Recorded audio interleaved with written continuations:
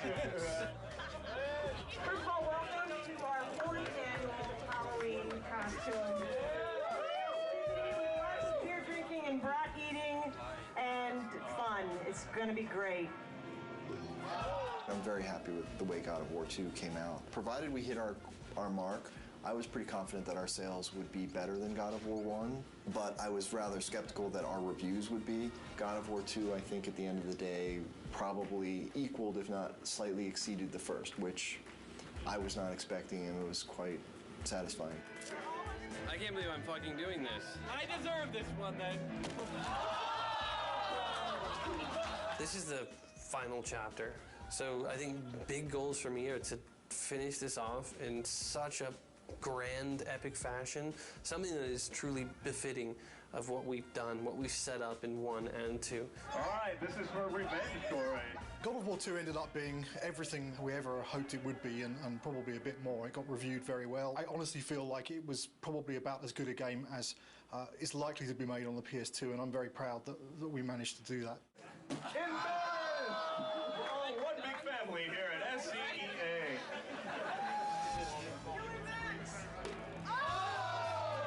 Once you start something, you gotta finish it.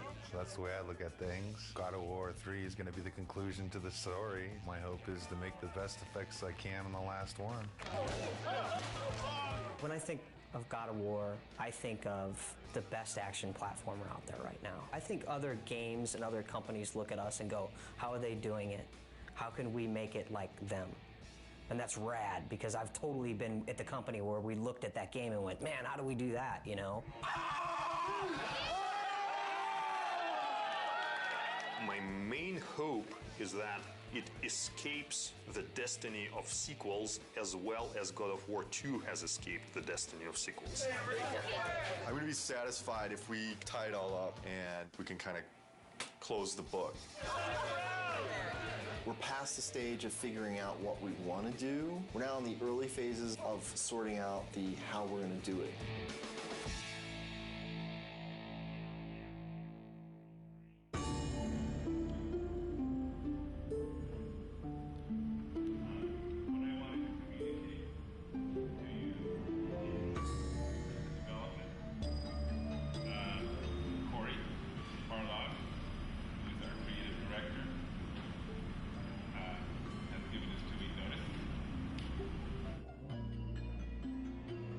Next Friday will be my last day at Sony Santa Monica.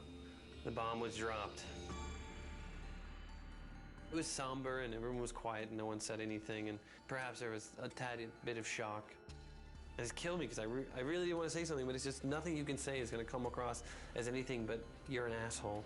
When I heard that Corey was going to leave was kind of annoyance more than anything. It's, you know, it takes a long time to make a successful team as much as a successful product. It's always a pain when a key person in that team decides to move on.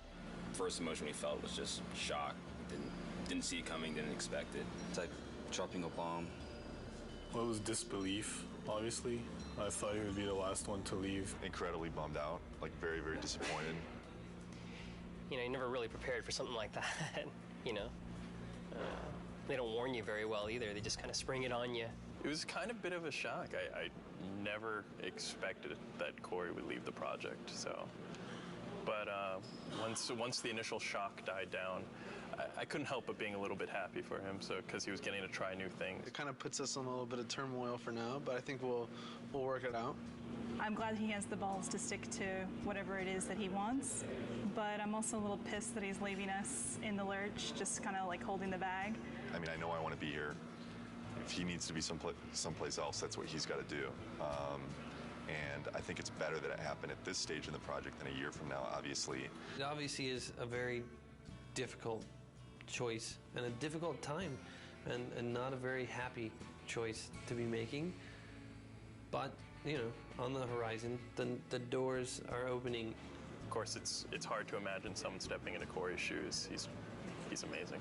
Many people wondered whether we could do God of War 2 without David Jaffe, who did God of War 1, and I think we succeeded at that. I think we can succeed at creating a third version without Cory Barlog. I think it's kind of neat, actually. A different director for each chapter.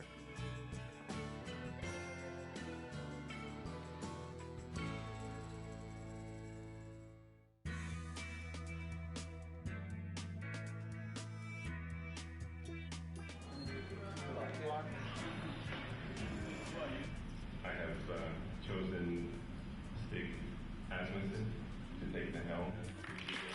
When I became director, there was a very warm response from the team. I got a lot of tons of support, and I mean, so far everybody's been super cool. I look back on how Corey handled things and how Dave handled things, and I draw inspiration. I think the most important thing that I got from both of those guys is the fact that they were themselves. I'm super excited about this. You know, this team kicks ass, you know, and it's said a lot, but this type of situation, the kind of garbage that we've been going through in the last month, as far as I'm concerned, this team's second to none. But Stig is fucking amazing. Stig's a pretty good leader, I think mostly because you're probably afraid of him when you first meet him. The entire team really respects him. Everybody communicates well with him, and he's not unfair with any of his decision makings. From my perspective, he is much more easier to work with. He is much more structured and engineer friendly. One of my strengths is to try to lead by example. Hopefully that filters through to the rest of the team and they're able to approach their tasks with total excellence. All those leads from the last game, those key people, they're in place. And that's really where the personality of the studio comes from. That's where the drive of the team comes from, wanting to critique every element and make everything that's in the game the best that it can be. It really is driven from the leads and from the culture of this studio, and that has not changed, even through the turnover. So working on the PS3 is very, very challenging. It's a lot of new technology and a lot of new techniques are required to make a game on the PS3, which means that we have to learn some completely new techniques for writing our game code. It's also a completely new graphics processor, so we have to learn about those graphics techniques and work out how we expose them to the artist in order to make the best possible art and give the game the look that the art team is interested in. We have a similar set of problems working with the designers. People's expectations for games on the PS3 are much higher. They want to see, you know, more enemies and more complicated effects and, you know, more ragdoll physics on the characters and, you know, realistic looking reactions when you hit people. So yeah, there's a tremendous amount of challenge working on the PS3. God of War 2, the team was able to throw so many things into the game and get things up and running and finding out, is that fun or not? The hard transition for God of War 3 is getting all that to work again because we have so much new technology that has to be built. You know what I'm saying? Everybody has to relearn their own personal expectations and their limitations and how they're projecting their schedules and their tasks and things like that. Everybody is counting on everybody else to kind of make accurate predictions on what they can do. It's tough right now because everything's new. It's just so much more involved. That's very worrisome. When are we going to get to the point where we can say something's going to take 4 weeks to do and it's really going to take 4 weeks to do? It's understandable that nobody understands that right now. PlayStation 3, we're able to push a lot more polygons, a lot more texture resolution and detail, so things are hyper realistic. I mean, they're so realistic now that we can actually see pores on skin and hair and eyebrows and nose hairs. You can see everything. We have a lot of work ahead of us. Every character now is like taking 6 weeks, 8 weeks. At least 6 weeks. Yeah, to make one. It's not like before, it's like 5 days we can make one. For me, it's not knowing kind of where the limits are. You can make stuff look so super realistic now, and that takes a lot of time. Whereas before, we really had defined limits. Yeah, it's exponentially more complex. And the other big thing is this is going to be our first PlayStation 3 game, and we're expected to be able to beat games that some studios have released 2, 3, even 4. Gamers are expecting us to have better technology, better art, better visuals, better gameplay. Across the board, they expect it to be better. And that's pretty intimidating in itself. We're going crazy with the detail. When it's done, I think it's going to look incredible. You're going to see Kratos do a lot more subtle movement, more facial animation, things that the human eye just, you know, usually takes for granted, but now we can include all those things. The things that we can actually accomplish are starting to now really become things that are only limited by our imagination. With the new hardware and the new system, we're able to kind of start pushing the player experience and creating like a much more kind of cohesive world. And like, you know, the Titan before used to be in the cinematic and now you're actually like running on the damn thing. So it's like, you know, whoa, you know, we're getting there. Titans we've never done anything like that. They're pretty crazy. It's insane. The fact that you're going to be able to run around this like moving character and it's basically a moving level, it's pretty insane. From a a programming perspective, they're a big challenge. We designed all of our animation systems and everything to deal with a roughly 2 meter high character Exactly. where, if his little finger twitches slightly, there's not too much of a big deal. Exactly. But when your character's like, 2 kilometers high, then a little twitch in the finger suddenly becomes like a really big deal. The very first moment those were mentioned, I was like, oh, Jesus, this is going to be a big problem. Yes. But hey, I mean, it wouldn't be God of War if we didn't try something we didn't think we could do when we started. Because I'm very proud of this game and you guys, I've invited a storyteller friend of mine to come in our walkabout. So Stan Lee is going to join us today and check out your work. This is such a cool time to be just walking around the studio and looking at things as they're coming online. Every month, we do a walkabout, and it's largely for the team to kind of, review each other's work and, and really compliment each other. It's a big studio now, there's like 80 people here, and really it's impossible to keep on top of everything that any given part of the group has been working on. It's an opportunity for everyone to see what cool stuff has been going on in the studio. It's a good way of making everyone realize that they're part of a big machine at this point. Plus, everything looks better after you had a couple beers, so it helps to make your stuff look better. Everyone's out to get Kratos. These are all Olympus, the gods, and they're all bad. All the gods are bad except this guy who's tormented. Yes. He's great. His line is, in the end, there will only be chaos. And then the next game you do is called Chaos. That's a great sequel. There you go. Zeus's brother Poseidon. Terrific drawings. Hera. Yeah. I love to write dialogue. Maybe we could try something new. A video game with lots of dialogue. I'm sure it would sell like a bomb. And I love the way this hand is there. Oh, gosh. Oh, yeah, and then when he moves the hand, we'll make that to kind of get destroyed a little bit and get all kinds of dust flying off of it. This is one of the best things I've ever seen. Cool. That is beautiful.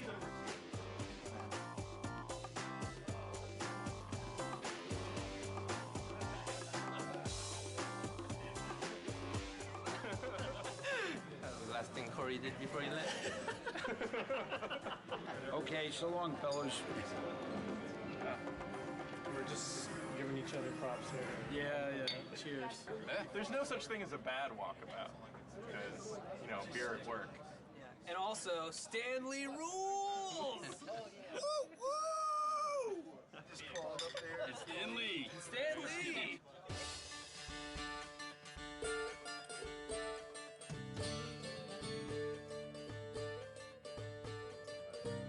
I'm fine with it as long as we make it seem like it's in-game as much as possible. I'm still learning every single day, and I imagine that process won't ever end. And there's so many things that you can learn from every individual on this team.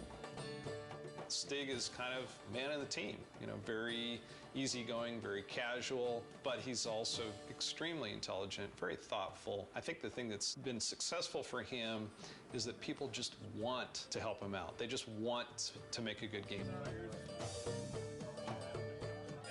Stig just keeps pushing along. He's got 2 brand new twins at home, and yeah, it just keeps on going. He's got this other baby, this big baby on his back right now, so he's doing great.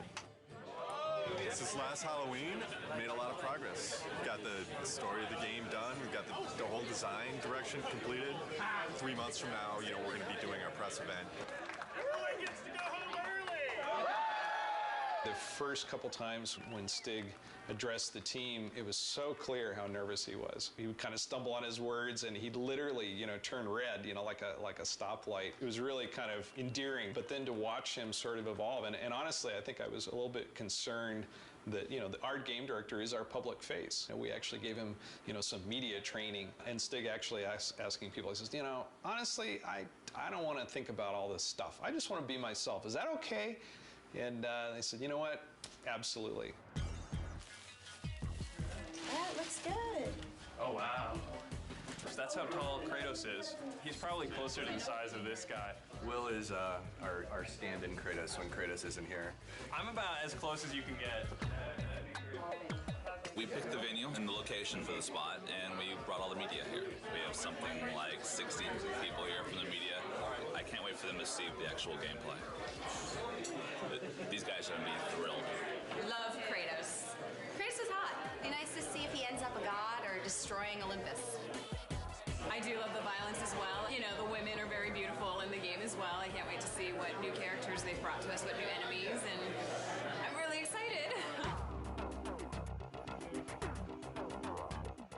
I also want the sizzle, you know? Maybe we can just focus it in a little bit more. We can play with that a little bit. Yeah. The development team has worked so hard on this project, so it's really fun to see when all their hard work comes to fruition.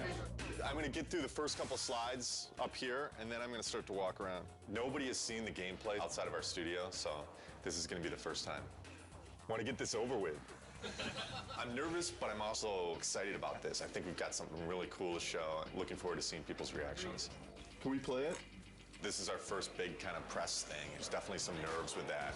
Anxious. I'm definitely anxious. The best thing that could happen today is people think it's awesome. You know, it totally kicks ass. The worst thing that could happen today is that people just flat out think it sucks. I don't think that's going to happen, but you never know with these media people.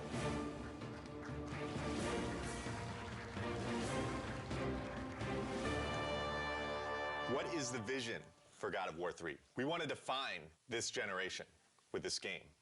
We're going to take a close look at him. I'll talk about some of the features that we're using on him. Here he is. We've got blended normal maps on him right now, so you can see the realistic muscle flexing. I would imagine that we've got one of the most advanced systems for that in the industry right now. The battle's in full swing. The god Helios is in battle with a massive titan. And Kratos is going to launch into battle and start doing some damage on the grunts here. Now, Todd can easily just grab one of the grunts by pressing circle, and if he continues pressing circle, he can beat the crap out of him. But if he presses triangle, then he can rip them apart. If he presses X, then he can throw them. And one more move, square uses it as a battering ram, and then he can take it, mash circle, smash his head against the wall. And all these moves are interchangeable. Meet our latest AI, the Chimera. Part snake, part goat, part lion. Todd has just unleashed the cestus on him, and you can see it's a brawling weapon. Now, the way the Chimera works is it's a three-stage enemy. First, you fight the snake stage, and then it changes its stance, and you fight the lion stage. We're really having fun with gore on this game. Entering the Cyclops. Every action that the Cyclops makes is a direct reaction from the pain that Kratos is inflicting on him.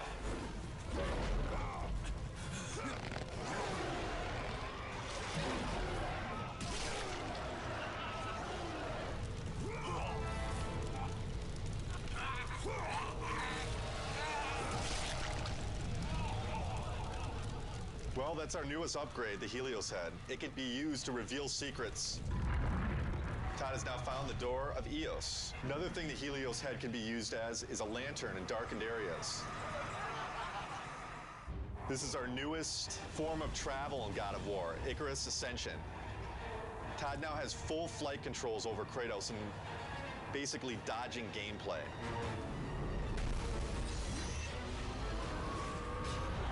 That's it.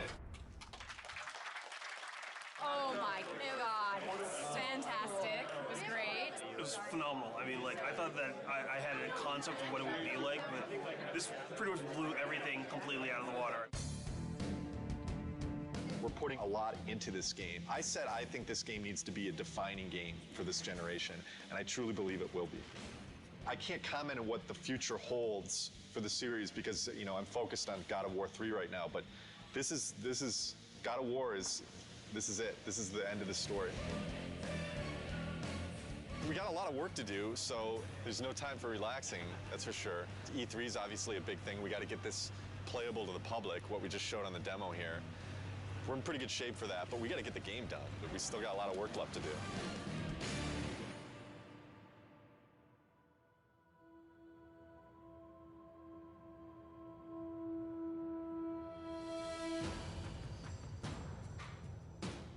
Right now for E3, pretty nervous about it. Nervous, I mean, think nervous isn't a bad thing. You know, you should be nervous. Your nerves should be on edge or else you're not going to get the thing done right. It's kind of ironic that most people would have been happy with the reaction for the press demo, and we were kind of like We could have done better. We've undertaken to basically change the rendering path between February and E3 to make it look much prettier and much more next-gen. We have this amazing capacity to never know when to stop. Hopefully it'll all come together. I think it will. It's looking very nice. We definitely know how to pressure ourselves. This team sets the bar really high. We could settle for a lot less and probably be a lot closer to being done, but with this group, they're never satisfied. Yeah. We never do things the easy way. Personally, I'm worried, but then I think it's good that I'm worried because that forces me to actually get this shit done. Good. There's definitely pressure, self-created pressure, and then pressure from other departments just to get everything done. We're all just trying to do our best. I think the most pressure we get is from ourselves. Every team is always looking at the other team's work and commenting and critiquing. So we're really pushing each other the most, I think. It's a lot of back and forth.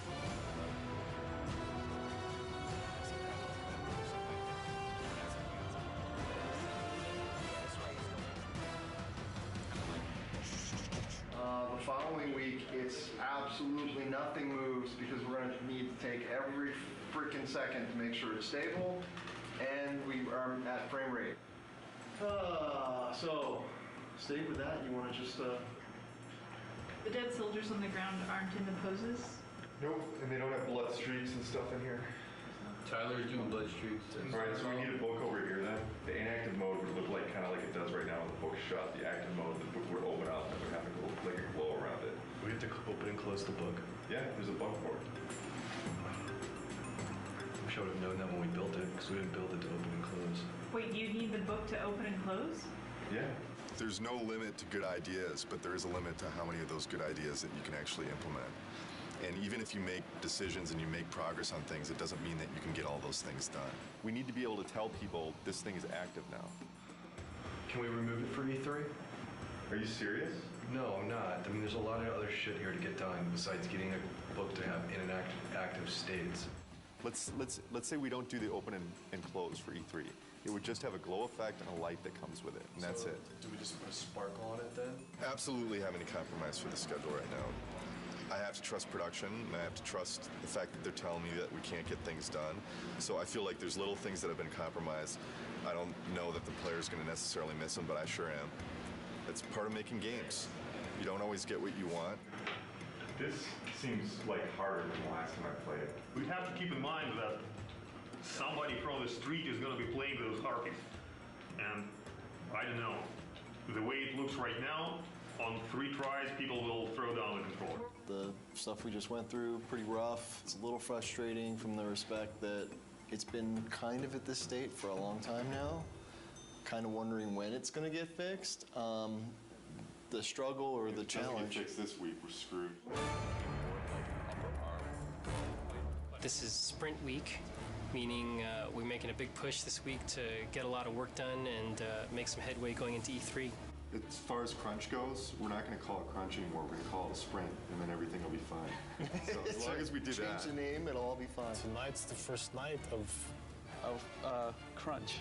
Yeah. Yeah, so... We don't like the euphemism sprint. Fuck. I hate crunch. It sucks.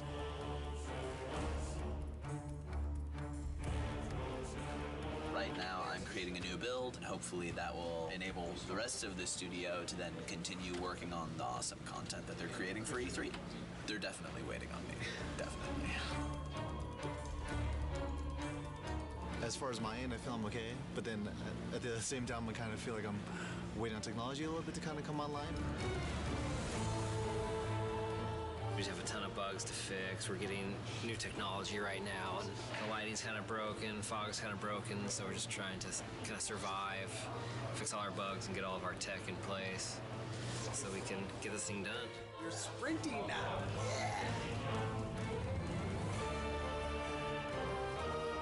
Tonight's the first time the team has worked together as one, and there's a certain kind of level of excitement that goes into it and dread because we're still working, but it's a fun group to be with, and we're trying to get stuff done.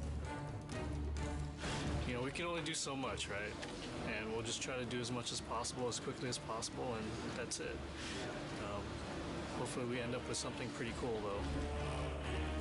This is the biggest E3 we'll ever have. Everybody wants to still see if Santa Monica still has it.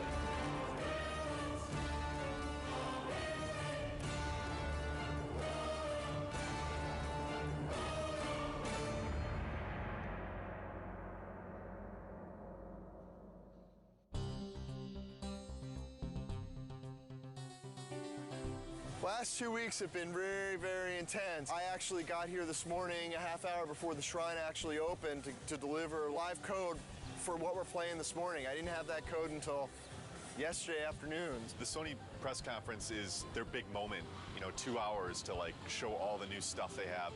And it's going to be broadcast on live TV and web. And we're going to end the show with God of War 3. Anytime that you go first or last, if you open the show or close the show, it's an honor. I guess we're happy that Sony seems so committed to our game. It's nice that all of our hard work over the last 7 years, really, because that's how long we've been working on the God of War series in total, is really getting the reception that it seems to be getting. We're real excited that we're closing the press conference. It's a great opportunity. It's a great way to end. We're going to be live on stage playing real live code. So nerves are definitely high. Like a lot of jitters. Stig's going to be talking and I'm going to be playing on stage, so a little stressful. Got to take the edge off a little bit. Headlining scares the shit out of me. I've never done something this big, standing in front of 2,000 people or however many it is.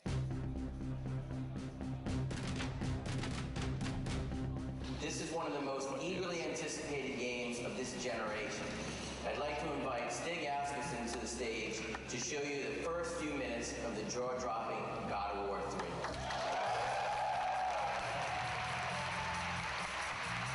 We at Sony Santa Monica Studios are excited to be able to present this live demo of God of War 3.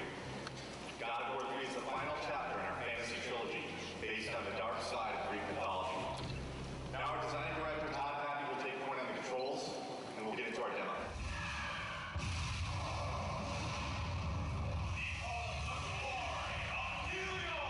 I'm really anxious. I'm really excited.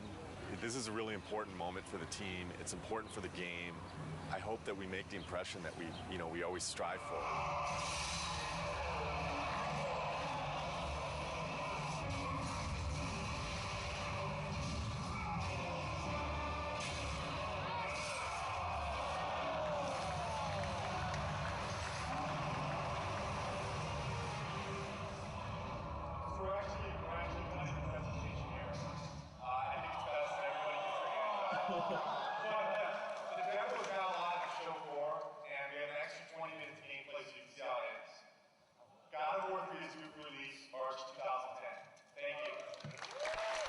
One line. Amazing, fucking awesome.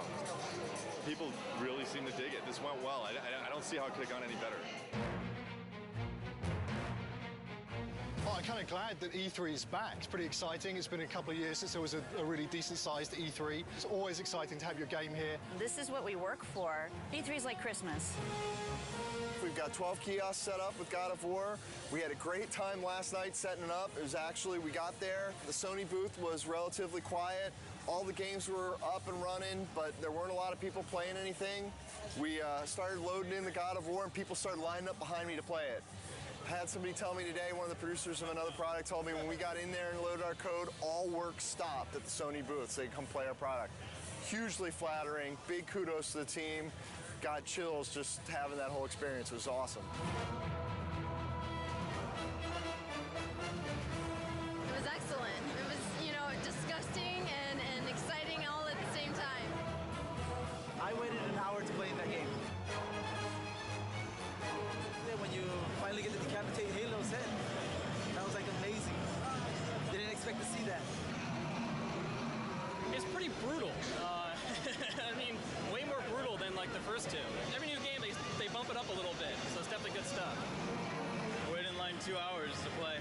What can I say? It's God of War with unforgiving amounts of violence, great gameplay, kind of thing that, just spend all day playing, not call your girlfriend, whatever, who cares, right? I'm super pumped to see it. Makes me so jazzed. So this is Christmas. This is Christmas. But it lasts 3 days. We can't believe it's back, It's like awesome. Really good. I'm so fucking happy that E3's back. I mean, it means so much for the industry. Seeing people's faces when they play, we just ship it out to the store, so the team really doesn't see, people's reactions and just even the oohs and the ahs at the press event. It makes it all worth it. Just seeing the people's faces. I mean, that's why I make the thing. I want to take people to that next level. I think this is what excites the team the most when they get to see people's reactions. We work our asses off before this to just get the demo to be as polished as possible, and we're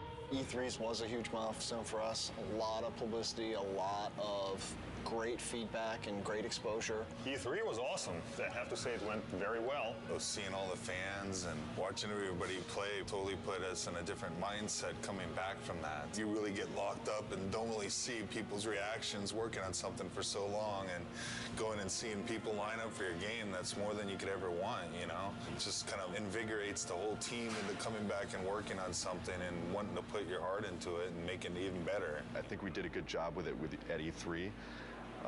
And that shouldn't be our high point. That should be like our midpoint.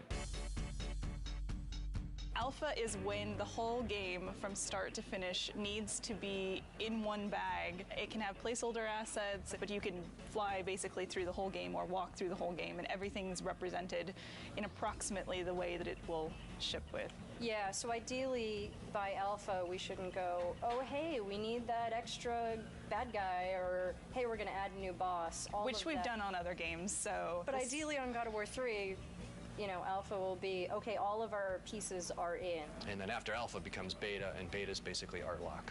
I want to make sure that when I'm playing the game, I've got a smile on my face. You know, I've played God of War for the last 6 or 7 years of my life now.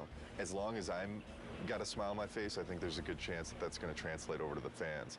If you kind of take a look at this here, you can see this character that's the size of the Sears Tower, roughly.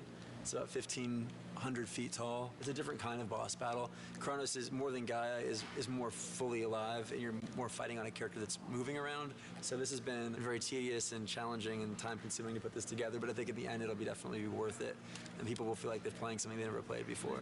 Kronos will actually thrust his hands forward into his scrape and leave his fingers there, so that you can actually attack his fingernails. We'll have a breakable in the fingernail, and then the fingernail will bring up like a circle prompt. You'll grab onto that and in the CS move, and then basically do a struggle and then rip it out, and you know, it'll be kind of a gory, cool, memorable moment. We actually want to make this awesome. We want to make this gameplay super exciting. It's going to be everything people expect from what the Titan fight should be.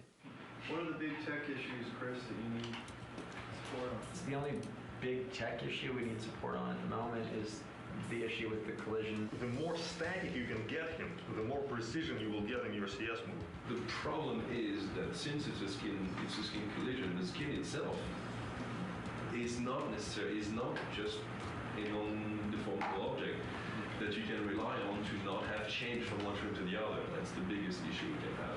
What we're doing hasn't really ever been done before, and so a lot of what we're running into are issues with trying to make it as exciting as possible, but working within the technical constraints that we have and in the time frame that we have. I would say that the rewrite of skin collision is turning into a very unrealistic proposition to get it finished before alpha. Time is the biggest fun killer usually, as far as developing. It's where you come up with the most exciting scenarios, but do we have the time to put it together? Fabrice and I will need to take a look at what is going on and what's fixable and what is not, and what we will have to design around. With Kronos, the whole is greater than the sum of its parts, and when you see it all together in the finished product with all the polish, I think it's going to be one of the most memorable experiences in gaming history. That's how I feel about it. I know it's going to be like that. The murderer of Gaia enters my tomb. Kronos! I know it was you who killed her, Spartan. Who else could?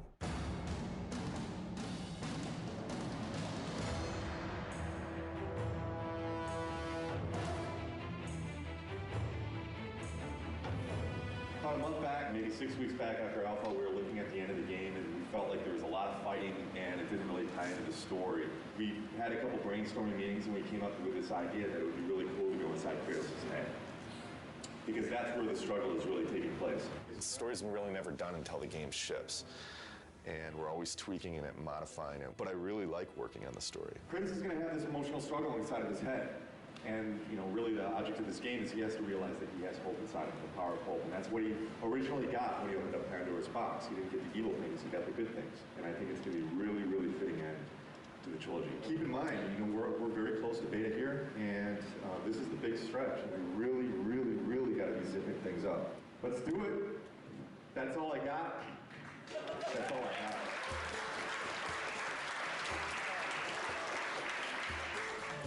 This is the third Halloween. I think for many it's probably a big relief. We're less than 3 months away from being done. It's been 2+ years. It's been an incredible journey. We've overcome so many pitfalls along the way with change of personnel, project redesigns. Despite all that, we've managed to continue to elevate and continue to push ourselves and continue to make the best products we as a team can do. And I think God of War 3 is living up to that. To complete the third one is pretty amazing. We always tried to hit the highest mark we possibly could, and I think we've done it once again with this one. So we're going to have to wait and see what the fans think, but I have really, really high hopes. Completing a trilogy is something I never did in my life, you know, and completing something like this is very special, you know, something that means a lot to me. Sentimental moment. This is truly one of the best teams I've ever worked with. I mean, across the board. I've worked with teams that were really strong on the art side, or really strong on design, or really strong on technology, but this is the only team I worked with that fires on all cylinders. The team faced a lot of challenges. The interesting thing is that this team has always faced challenges, and it sounds kind of cliche, but they're really good at facing challenges. Yeah, I agree 100%.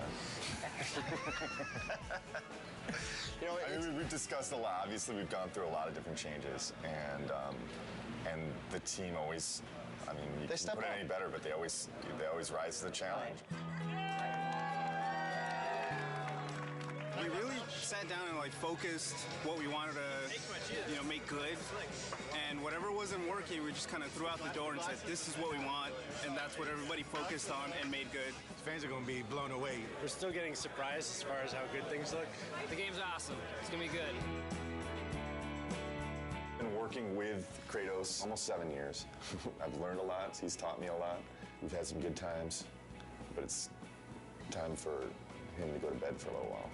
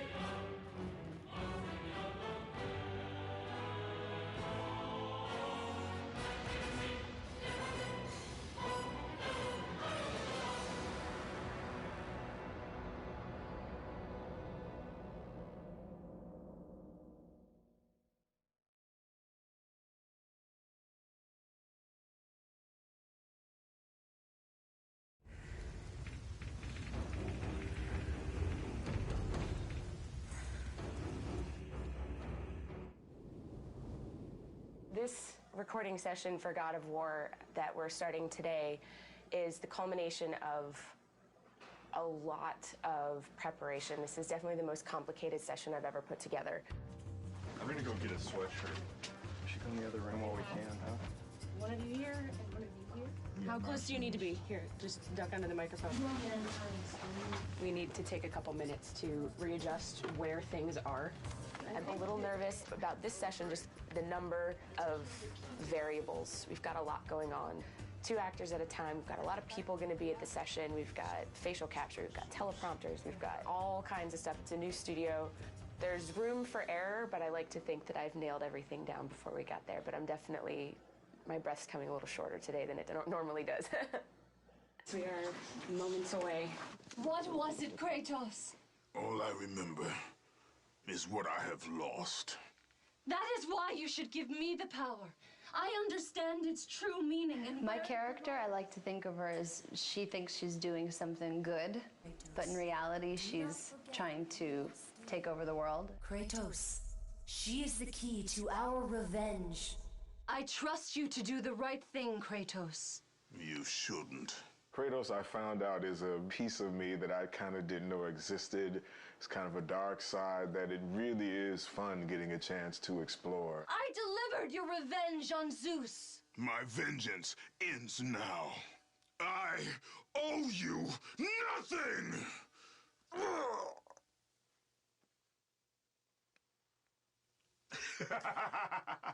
When you have the other actor in the room, you're able to come up with a rhythm. It makes it more real. I really, really like it. It gives you a chance to play off of what the other person is doing as opposed to doing it by yourself. We're getting so much from this performance that we wouldn't normally get. I'm totally stoked about it right now. You owe me this, Kratos. I owe you nothing! Bravo. That's perfect. Awesome. Excellent. That was it. That was it. I knew you'd come back. I've never worked with the prompters, and it's really freeing for the actor because, you know, you're looking straight ahead instead of always, you know, face down in the page, and it's really a cool experience. Find the labyrinth! Ah! Ah! Please! Help! Kratos! One of my favorite things to do is scream. I really, I like it. I don't know why. Maybe, no, I don't know why. I saw Zeus torture my father. I just try really a simple approach to it. It's bringing those words into your character and actually thinking a thought before it. It makes it more real. They called me a monster. Beautiful. Natalie was new. We had never worked with her before. She was an ace. She totally knocked it out of the park. Many more variables than a normal voiceover session for a game today, and it went very, very well. I'm happy with how today turned out. It's phenomenal. Phenom. That's all that really matters is Stig is happy, and if Stig's happy, we're all happy. Yeah. Who is Hercules? Well, it was me for 7 years on TV, so this is a whole different look. I didn't quite have that look. I had kind of more gear on, and I didn't weigh, 4,000 pounds. This guy's like about 12 feet tall. They called them labors. Ha! There you go. That was good.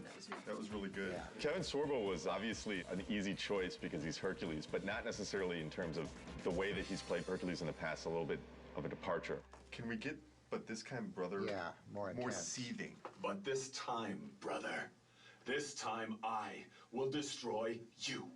That's good. In this game, he's a much darker brute. He's not the brightest light bulb out there, but at the same time, when it comes to war, he's brilliant. The direction is more pissed. Okay. As pissed as you can get. The most valuable I can be is to take what the creator of the game has been imagining and seeing on paper for a long time and bringing it to life with the voice, and trying to find different ways to get to actors to achieve what he wants to do. Try one thing, if you would, Kevin. Yeah. Take the breath after stables, and then you can finish off the phrase. Okay. The most frustrating thing about doing voiceover is the amount of time you've got to do each line. You've got to repeat it, but you've got to also do it in so many different ways, so many different inflections, and you end up losing your voice. Have you not killed enough of your family? That's a Good. That's very good. It was a slam dunk. He really brought a passion to the character. He was very professional. His voice was kind of running out. That's when he gave some of his best stuff. Fantastic. Beautiful. Yeah. Fantastic. Thank you. It wasn't the same Hercules, not even close to it. So it was a darker and more sinister person and a more evil person to deal with and play. But, from my standpoint, it was a lot of fun. It's the way to start. New Day recording, very excited about it. Today we're doing Rip Torn and Malcolm McDowell. The game's based on Greek mythology. This guy's like the Smith god, and he's like... Always the Vulcan. Yes, exactly. The Roman name for Hephaestus is Vulcan. He's the god of fire, and he's a great blacksmith.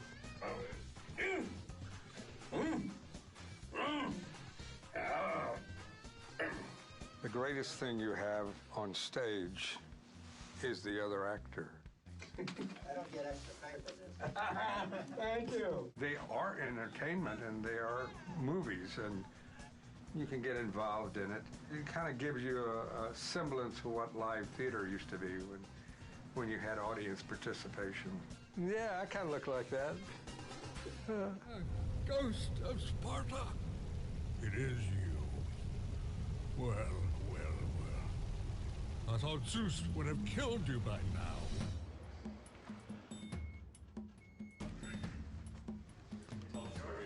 Daedalus. Oh, and what does he do? He's the inventor.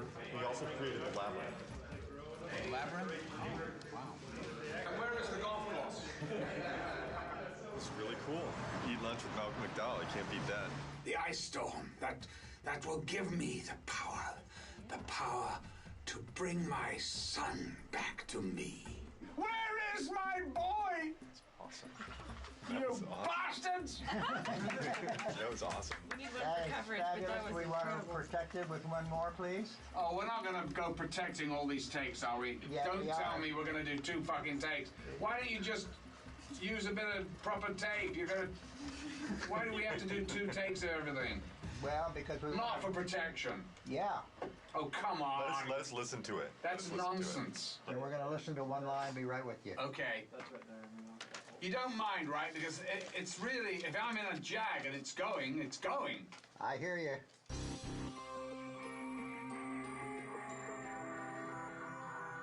Could we do the line to escape it, please, one Yes. more time? Tell me what you need. The word catalyst had a little bit of a squirtle to it. Okay. Okay? When you're ready? Okay. To escape it, we must assemble it. Actors are so varied and so different in the way they work, and to find what that key in there is and unlock that door with them and then be able to play is really a challenge and a kick at the same time. He said that if I took the liquid fire and the sling, oh my boy, oh my child. You know, I actually like that. That's different than what we thought. Terrific, thank you. I like it. Vengeance on the king of gods. You'll need an army of gods. And weapons. Of course, weapons. I could build. I could use the fire of Hades. Wait, please. Please, wait. Free me. Free me from my torture. We're good. We're good. Thank you, Spartan. Thanks, Spartan. I say Cheers, good sir. I say squatter. We're not used to people coming in here and nailing it so, like, basically knocking it out of the park like this. So Oh, really? we had more time, so. Well, no, okay. Well, listen, I just thought, oh my God, I thought I had reams and reams and I had to do everything twice. And it was like, oh my God, if you've got it, you've got it, right? Right. Yeah, we got some great stuff. Great. It's fantastic. Terrific. Good. Thank you. My pleasure. To work with Malcolm McDowell and Rip Torn in the same day. Same day, yeah. Pretty wild experience. Yeah. And it's fascinating to me, too, the different acting styles, because Malcolm McDowell is very much the Royal Shakespeare Company, and it comes in, you know, word for word like that. And Rip Torn is more of the old actor's studio, and he's a little bit up and down and nowhere, but out of that comes a gold of its own kind. There's an extra level of dimension and texture that we got to them that's just through the fact that they're fucking good actors. Now that we've gotten the recording part of it down, my stress level has decreased a great deal. Now you can have a glass of wine. Now I can have a glass of wine. You are the reason I live in torment. He told me he would kill you. He can't. Perhaps he did allow me to kill the Nemean lion, but he made your name known amongst the people. A fierce warrior, a killer made a hero, a man made a god. But you, what have you done with my child? My boy, where is my boy? Your son is dead, Daedalus. My boy, my child, no, no, no!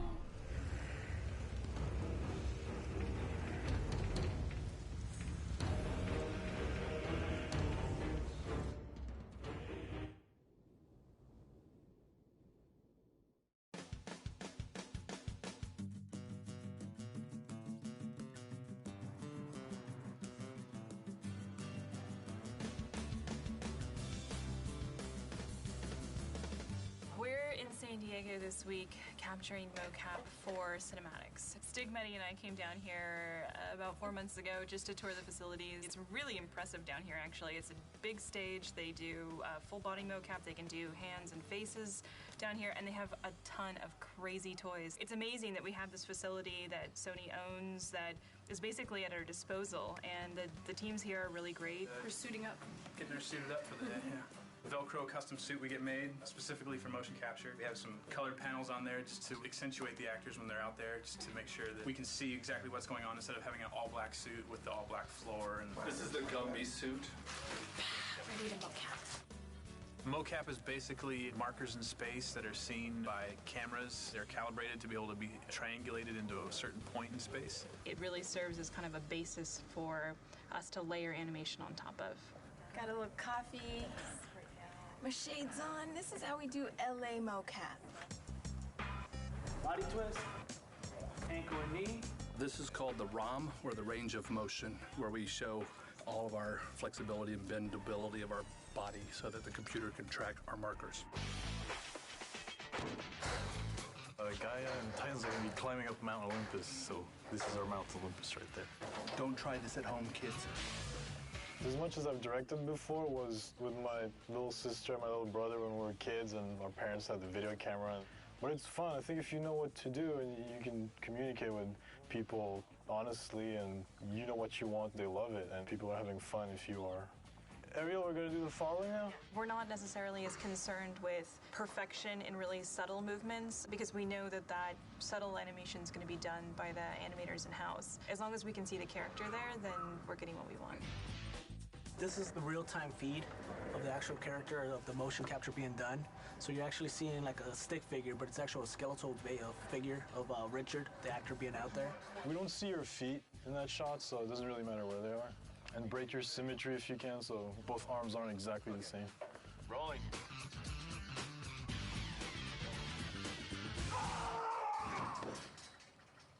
All right, thank you. That was good. Yeah, what you're actually seeing here is the mocap actor actually driving the Gaia character in real time. So, Hair down. It's definitely amazing technology. Take two, ready. Rolling. All right, good, thank you.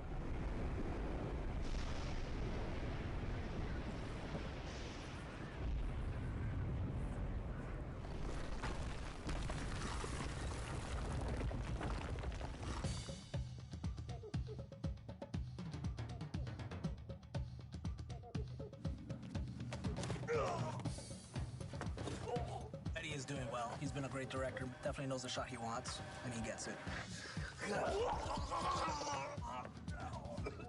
We sit at a desk all day, and I also like to move around. I think as a director, you should be able, to a certain degree, to do what your actors are doing. So you know what you're asking of them. You can show them if you have to. And, I don't know, you get closer to their performance. Don't ever put that in the making of video. This is actually a first for me to do motion capture on a bed with pillows. We're working on the sex minigame. The sex minigame with Aphrodite. So we'll have two of the girls today just doing both the parts of the servant girls and Aphrodite, which we have blocked out. So it should be an interesting afternoon. If we have time tomorrow afternoon, maybe we'll put Mehdi in a suit because there are some things I'm sure. If I'm going to do that, I'd rather do it now to do the sex minigame with Ava and Michelle. Well, I'm not directing it if you get in a suit. That's all I gotta say. I'll direct from the bed. Yeah. I'll be Aphrodite. I'll be like, you touch me here. You put your leg there. Yes. Let's do take 55. Ava? All right, let's do take one. Kratos, it's been far too long. Even though you are no longer the god of war, you can still share my bed. Come, Kratos. Let us forget all about Zeus for a while. You know I cannot. Ah, is that what has you all worked up? You are trying to figure out that bridge contraption out there. Please do not deny me this one last pleasure. That was great. Cut. Ah. Is that what has you all worked up? You are trying to figure out that bridge contraption out there. You men and your toys. Exactly. That's good. I think for casting for this, Mehdi found people who were good with their body in terms of motion. We picked actors that had to be comfortable with a little bit of stunt work and a little bit of naughty work.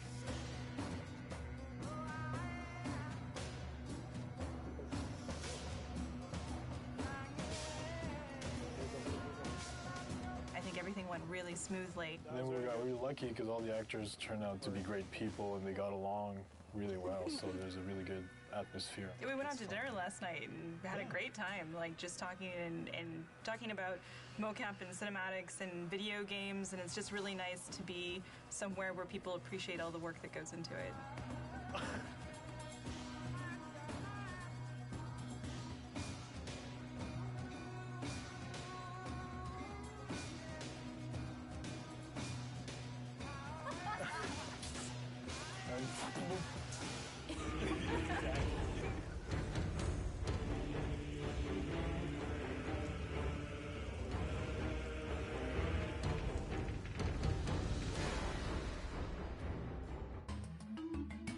We're over here at Leo's desk, and we just, you want to say hi, Leo? Hi, everybody.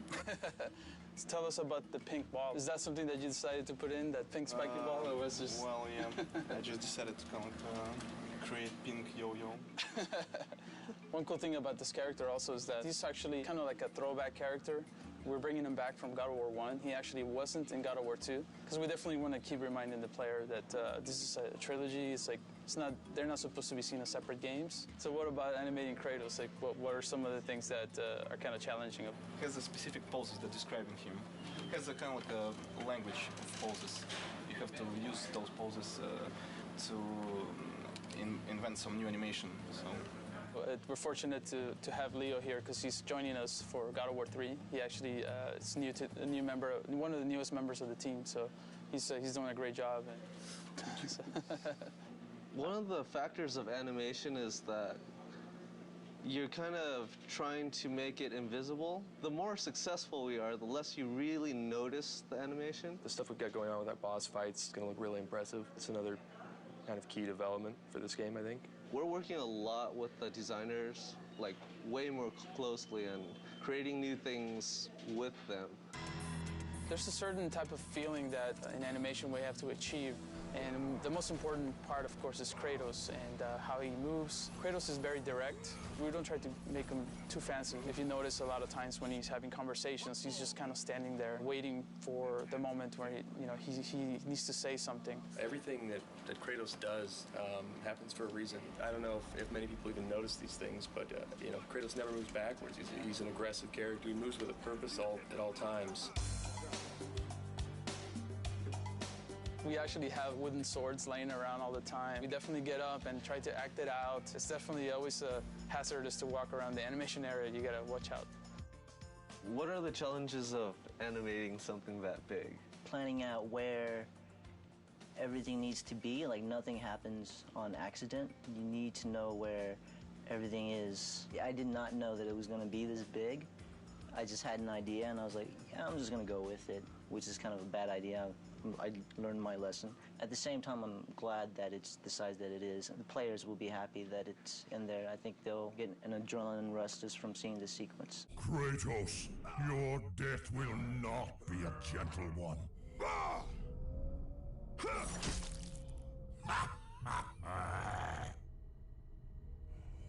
Ah!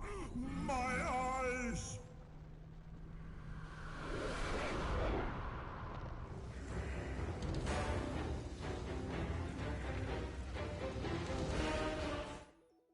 Camera design is the layout of cameras for the player's point of view in the game. So, and what we do is we basically control that player's point of view throughout the experience. Cameras start with the design sheet being delivered to us by the level designer. That's the most basic form. We put in all the cameras for the design sheet. Once the cameras are in and it's been play tested and it proves that this is a good concept and we go forward with it, it gets sent off to the art department. That's where they'll take it and they'll spend, months sometimes making these areas look really epic, and then they'll get finished with it and then they'll hand it back to us. And a lot of times it's a little bit different, so we'll have to adjust some cameras. Once the art comes back in and someone's spent a year building that level, they can be very touchy if they spent a year styling in this formation and my camera just goes right past it. We try to do our best to show off everyone's hard work. And a lot of times there's a lot of cool things that you want to see in there that you can't see, so we'll go back and try to include those pieces in the shot that you get when you're playing the game. And from there, we play test it. This time externally, we get some people from the outside come in, take a look at what we're doing, making sure that that's great.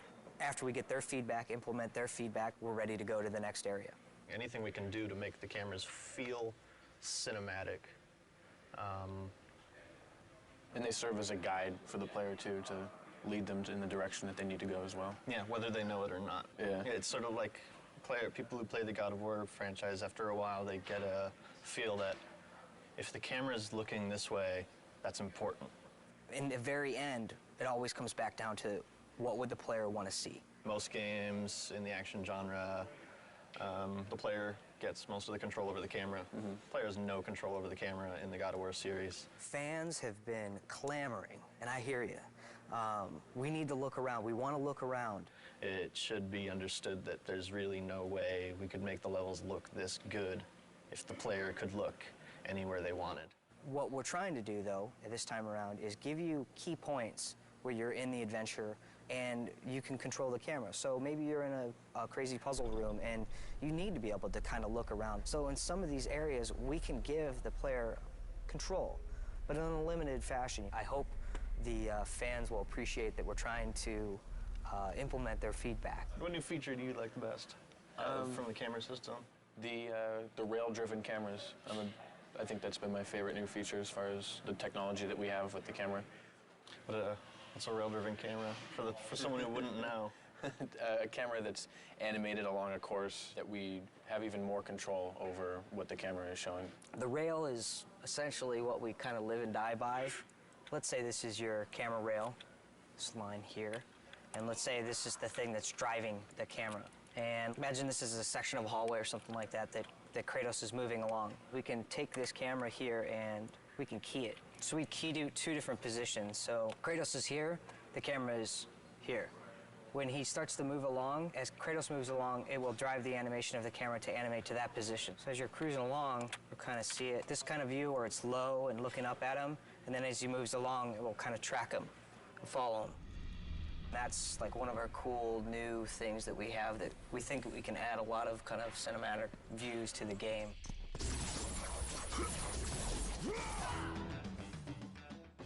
This is a perfect example of combat cameras right here. Here we're in a room, there's nobody to fight yet. And you can see we're taking a lower angle here. And as we come here, we'll trigger the spawning of a bunch of guys, and you can see the camera is going to lift up so we can show more of the action. And the framing, we're going to fit Kratos more towards the middle so you can see what's happening in front of him and see what's happening behind him. Try to give you the best view as possible for all the different combat actions that you're going to be taking. So this is an untextured view of the Olympus base. This is what the artist put together first before he assigned any lighting or textures to it. Well, you can see these green boxes. These are the camera zones. They determine when Kratos is within one of those boxes, and once he is, the specific camera tied to that box gets activated. This is what a level would look like after we've added our cameras. You've got it panning around, following Kratos. If you were to take that off, it would basically look something like this. Very basic, not much excitement. You can't really tell where the player's supposed to be going. Adding the cameras is part of what definitely helps the level design flow. Here's a good example of some lead space. We're trying to tell the player this is where you want to go.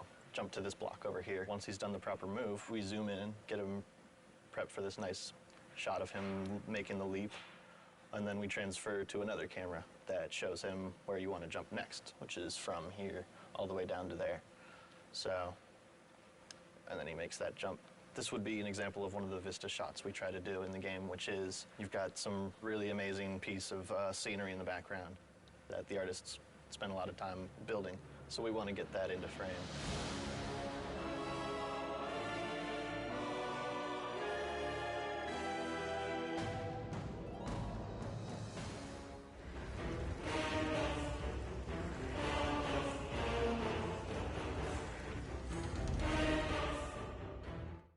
Character modeling is taking the art from visual development and turning it into a 3D model, painting it, giving it life, and then handing it off to our character riggers who send it off to animation. So we actually create the object itself. It's in general just become, I guess you'd say, more sophisticated, but it's more of a traditional media now. It's kind of, if you know how to sculpt traditionally, then you're going to transfer right in. Traditional skills are playing a more important role, which is great. Do you feel that you've channeling the great masters of art history to help you achieve a new level? Raphael, you know, they speak to me. Really? One of the big things that I was looking forward to doing is nasty stuff like this, because before this I'd been doing more technical stuff, more like realistic humans. Doing realism is fun to a certain extent. It's more fun to do something that's slightly realistic. There's more artistic license as far as where you can go with it. With realism, there is no artistic license. Creature design is kind of the most exciting thing. Like Peter was saying, artistic freedom, and just you can do kind of whatever you want and you push things. I mean, that's what the great masters did, so it's just exciting to work on that kind of thing.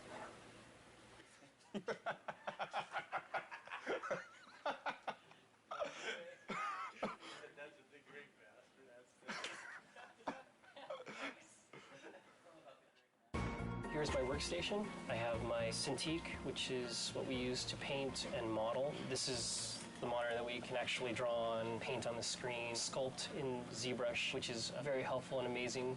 And then on the left of me, I have my standard monitor where I usually keep my reference. We're able to give metal a kind of specularity that we couldn't before. Scratches, blood, a real shine and realism that we couldn't deliver on the last project. We are working with a lot more polygons and a lot more textures on our project this time, per object.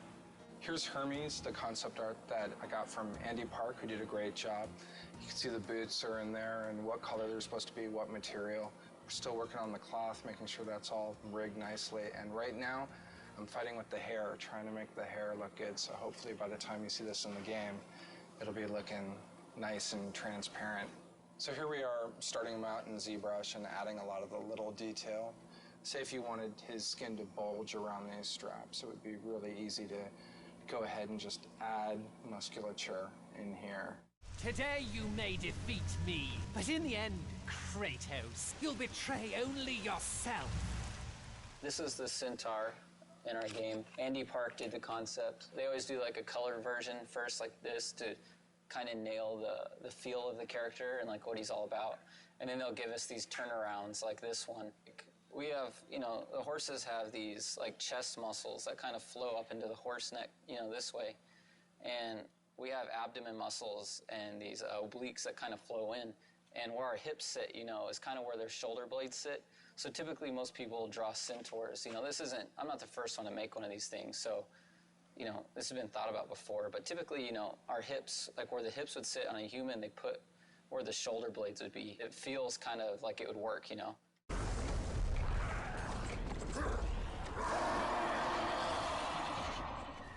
Kratos was created from scratch simply because we weren't sure where we wanted to go in the third game, if we were going to change him at all, or if we were going to maintain the PS2 silhouette and essentially the same exact character. We felt like it might be an opportunity to really make some changes to him, considering the level of fidelity and sophistication in what we could create now on the PS3. We started out way out there. 2.5 years later, we decided that he looks like the PS2 model. So we're back to where we started, but it's really coming together, and it's right for the game. Kratos is a very heroic, very stylized silhouette, a very thin waist, very broad shoulders. He has kind of a swimmer's build on steroids. He's 8.5 feet tall, and he has a head the size of a 4 foot tall person. His waist is probably thinner than all of our wives. He's a trippy looking guy, but he reads really well in the game. Basically what I'm working on now is we've got an upper body and a mesh that the art director as well as the director really like.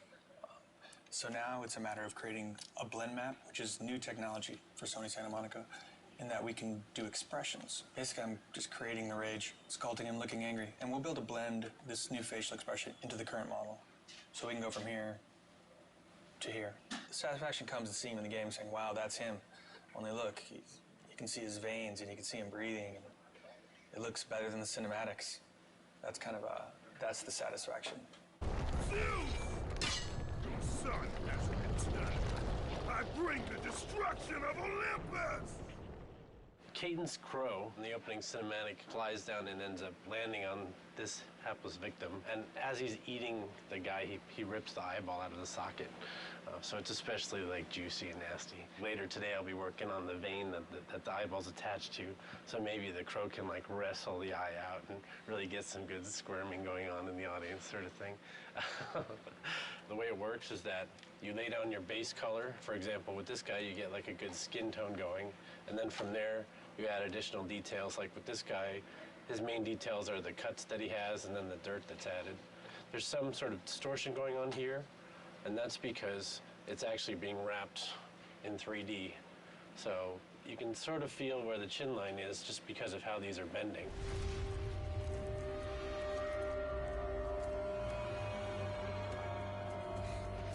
This is Hercules, and he's wearing these cestises, and basically they're like these huge gauntlets. Just trying to get across the fact that he's kind of like this aged warlord. He's not a super fresh young guy, so he's got some fat to him and some history.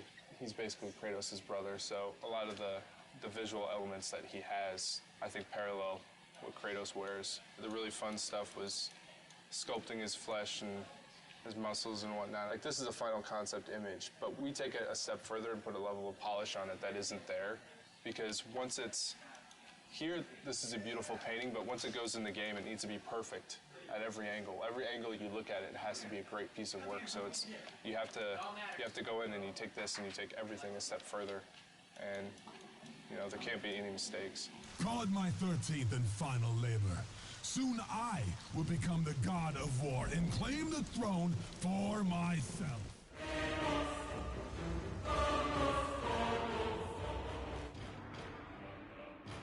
The role of a combat designer on God of War 3 is a complex role. Basically has anything to do with characters in the game. Any character you see moving in the game, attacking, fighting, are generally implemented by the combat designer. And then, of course, Kratos. What his platforming elements are going to be, what his new combat moves are going to be, what weapons he's going to use, how he's going to use them, how he walks, everything. I'm here with Jason McDonald, who's a senior combat designer on God of War 3. And we're just talking about the new features that we have in the game and what we're trying to add to the God of War franchise. Well, we've got some of Kratos' items in. He can grab a head and he can light stuff up. Now that we can play with lighting in God of War 3, we can make the entire room dark, have enemies that are attacking you in the dark, can't be seen. And when you light them up with the head, they light up for a limited amount of time, so you can attack them while you can see them, but then they are constantly disappearing. You get to parts where it's completely pitch dark and you hear the guys scream in the background. You use the Helios head to, find out where they are. The strategy gameplay, the combat side of it turns into you have to keep these guys lit to be able to hit them, otherwise you get screwed and they just destroy you in the dark. So. Definitely something we couldn't do before, just because we didn't have dynamic lighting to the extent that we have it now. So we got the combat grapple in. We tried the grapple stuff in God of War 2, but since we were limited on memory and animations and things like that, we just couldn't do it, and if we couldn't do it well, then we weren't going to do it at all, so we just didn't do it. But now we have more space, more memory. Kratos is a very strong character, so when he grapples an enemy, he kind of just charges right in and plows through everybody. So the grapple system is exactly like that. You can launch somebody in the air and you grapple them and you ply yourself right into the air, right into them. If there's a crowd of enemies, you'll ply yourself through all of them. Hey, I'm at Brian Usedesk here. He's a senior combat designer on God of War 3. For this particular boss, which is a huge scorpion, you want to make sure the presence is there and the player will feel the power of the attack. Usually for attacks for boss character, you want them to be really recognizable so the player know it's coming, because if the player cannot recognize the move and react in time, they get hit, because it's boss character, you will take a lot of damage. So it's not fun, if you don't see the attack coming, you're being hit. So That's something that we try to work really hard on. I'm here with Jason DeHarris, combat designer on God of War 3, and we're just looking over some of the rideable stuff that's early in development. So how do you think it's going? It's all right in terms of Kratos. He still wants to kill this beast that's in his way to his ultimate goal, so it's not really his friend, so he's not really telling it to attack. He's just trying to kill it, and then the indirectness of that is the Cyclops reacting to his pain, pretty much. But then there's a challenge of making it feel responsive as well. So I guess it's kind of disguising that responsiveness with the pain reaction. So even the pain reaction is really a hit, actually. As you can see, we got a bunch of grunts on screen right now, and when you're fighting all these grunts, like taking them on, doing a special move or, grabbing each one and killing them, that can be kind of slow. This will be an awesome tool for, like, you see the Cyclops in there, and you're just like, I want to get after the Cyclops so I can jump on his back and do tons of damage and kill these guys quicker. But just like any other feature, we have to prove that it's going to be fun and good. And, if it's not, we got to get rid of it, because everything has to be fun.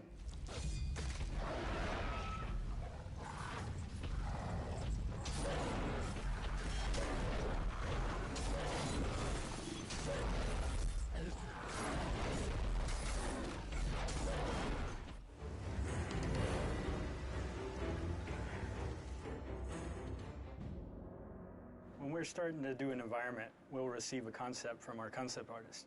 And they do this elaborate, crazy drawing that looks really cool. And then from that, design already has their design laid out. It's basically like a sheet. You just a bunch of blocks and boxes that gameplay's already in there, it already works. From there, we go over it and we start building our level with it. We layer on geometry, the hills, mountains, whatever's gonna be in there, and incorporate all that into the sheet so it all plays together nice and make it look pretty. Every corner in the game is pretty much unique. It's handcrafted, and that's the difference. You look at other games, it's an assembly line, it's mass-produced. They'll build a crate, and then you'll see that exact crate hundreds of times throughout the game. You don't get that in God of War. Good people here. Everybody's really talented, super talented, but nobody has an ego or anything like that, so it's great. Well. What's gratifying for me is coming in every day and actually liking the job that I'm doing. I bore my girlfriend with, how I'm gonna, make this sweet piece of metal, like, even sweeter. I enjoy talking about it, she hates it. Biggest challenge is getting it done on time. You lose sense of what starts to look into you, and you actually need other people's eyes to tell that. And I think working with a team of guys that are always open to giving you advice and telling you, hey, this looks great, or hey, maybe this could be worked on a little bit, really makes the art come out to look a lot better. I'm going to show you an example of how we do collision. So here's the basic level that we're working on right now, and then we have the stuff we call sheet, which is the real basic collision stuff that Kratos walks and runs on. So this is actually built by a designer. This gives us the basic places where he needs to run and defines kind of the gameplay spaces. And then we build our art over that. So what we then have to do at a later point in development is go in and make sure there's a cylinder around here and there's a cylinder around here, and that we make sure that we put in little divots into this collision so that he doesn't get stuck on things or walk through things. And then here you can see where he is walking, there is collision. But if you look carefully right now, because the sheet isn't actually finished, his feet move through little places in the ground and things like that. And because there's wall, we have collision right there, he can't go through this wall, but we don't actually have any collision on this pillar, so he's gonna go weep and walk right through. So eventually that's what we'll have to do, is make sure that all that stuff is in there and that he can't walk through these pillars, and that's what collision is. This is a concept by Cecil Kim, and it's the exterior of the top of Mount Olympus with the Zeus statue there, and that's where you're going to be fighting Zeus. And this is another piece that I asked Cecil to do for me, and it's a top-down of the ground. That's when concept art really comes in handy, because We have to do so much ground that Kratos is transitioning over that it's really nice to get some fresh ideas, and I'll take his drawing here and then start fleshing it out and coming up with crazy marble and gold. And he had this cool feather idea. You get dirt and stuff picking in between the feathers, adding, I guess, an extra layer of filth to the world. You build it clean first, and then I'm going to go in here and destroy it and make it look like a fresh battle has happened in it.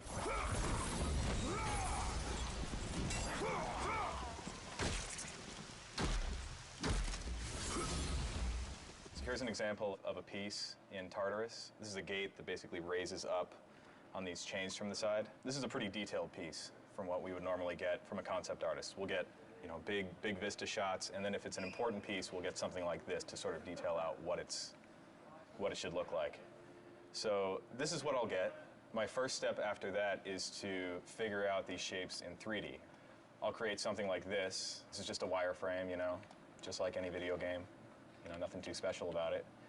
We bring this into a high poly modeling program to really add a lot of the detail and like the grit and the texture. This works a lot like real clay. You can see how I can just sort of work over it and obviously not be that sloppy, but that allows me to get all this detailing and stuff in. Once we get it to that point, we end up getting all that high poly detail as a texture. And you can't really see it too well on here, but I brought it up on this screen. You can see how a lot of that high detail gets transferred on there. That's really kind of one of the big cornerstones of all this next-gen stuff.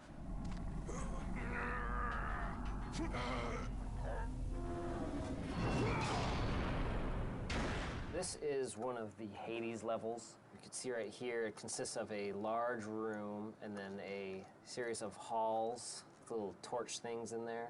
This is pre-lit, this is just the polygons. In this game, we are pushing a lot of polygons. The environments are, at least this one is probably twice the size of a God of War 2 level in terms of polygons and probably 4 times larger in textures. If you look at the screen here, this is the level after it's been initially lit. You can see we have a nice bloom going on now, which we just got. So you can see the softness that you have along all the lights. Before, lighting used to be really harsh. The bloom just gives it kind of this real world foggy effect. Just gives the scene a nice softness to it. Gives it kind of a cinema quality. Eventually his lighting will match the environments and it'll look really nice. What I've been working on lately is building the environment for a movie trailer. So it's been a little different than building a regular environment. I've imported the camera and I scrub through what the camera's going to see, and I just make sure my environment fills in all the gaps. This is the base layer of what will ultimately be a pretty dense forest. This is constantly what I do. I'll just scrub through the animation, see where the camera goes, make sure I have enough detail in certain areas. If I don't have enough detail, or if you see obvious seams, I'll either cover those up or I'll consider how fast the camera's actually flying through this, and will it all be blurred out anyway, and I won't worry about it. This scene is a little more detailed than a regular environment would be, just because it is a rendered movie. So that's the end of this camera, and then it continues on.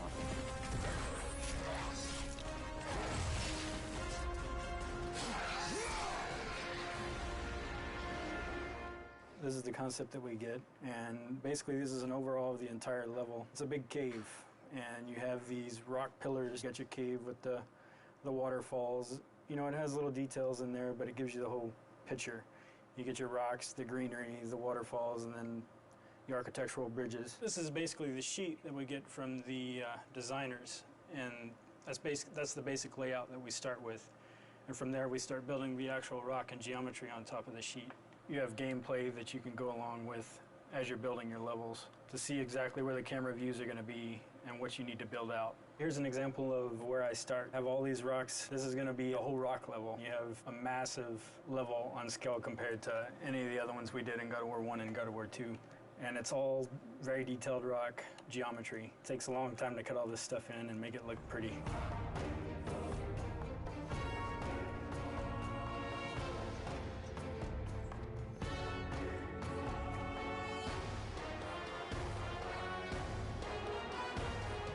Here we have the original concept art that was for the grate that I designed and modeled in 3D. So here in ZBrush, obviously, I added some rope detail. Whether it was a rope or not in the concept, it looked I tried to get as close as possible, so I just assumed it would be a rope.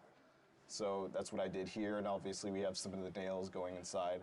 This is what it came out to be. We knew we wanted a different color than what we had in the original concept, so you notice the color is a little different. We could actually bring it up to the PS3, and we can take a view of what it would look like at game. So back here is like the original model, and then here is the detailed version of that.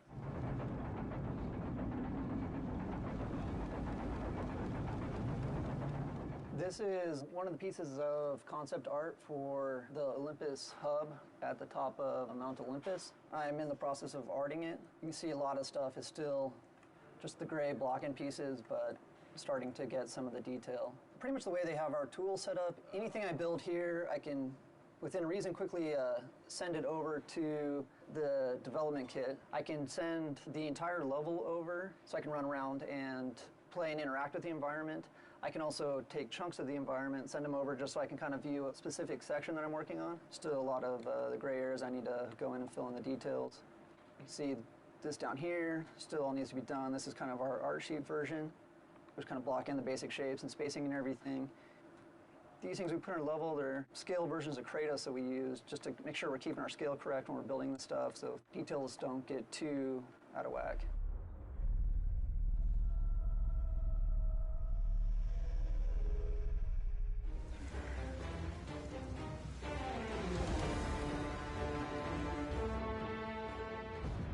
To me, level design basically is creating an interactive narrative within each level that the player can engage in and essentially play through. Level design is taking the story and premise of the game and then translating it into a more tangible form that the player can experience. Basically kind of figuring out how to lay out the gameplay to, always have the carrot dangling in front of the player's head and kind of get them to the next part. What do you think? I think that sounded amazing. The script is pretty well written out, so you get a really good written description of what's going on, like what Kratos is doing, what's happening in the story. You just kind of go from there. I get a lot of flack because I say that we put the fun in the game, and I think that's really what we do in a nutshell.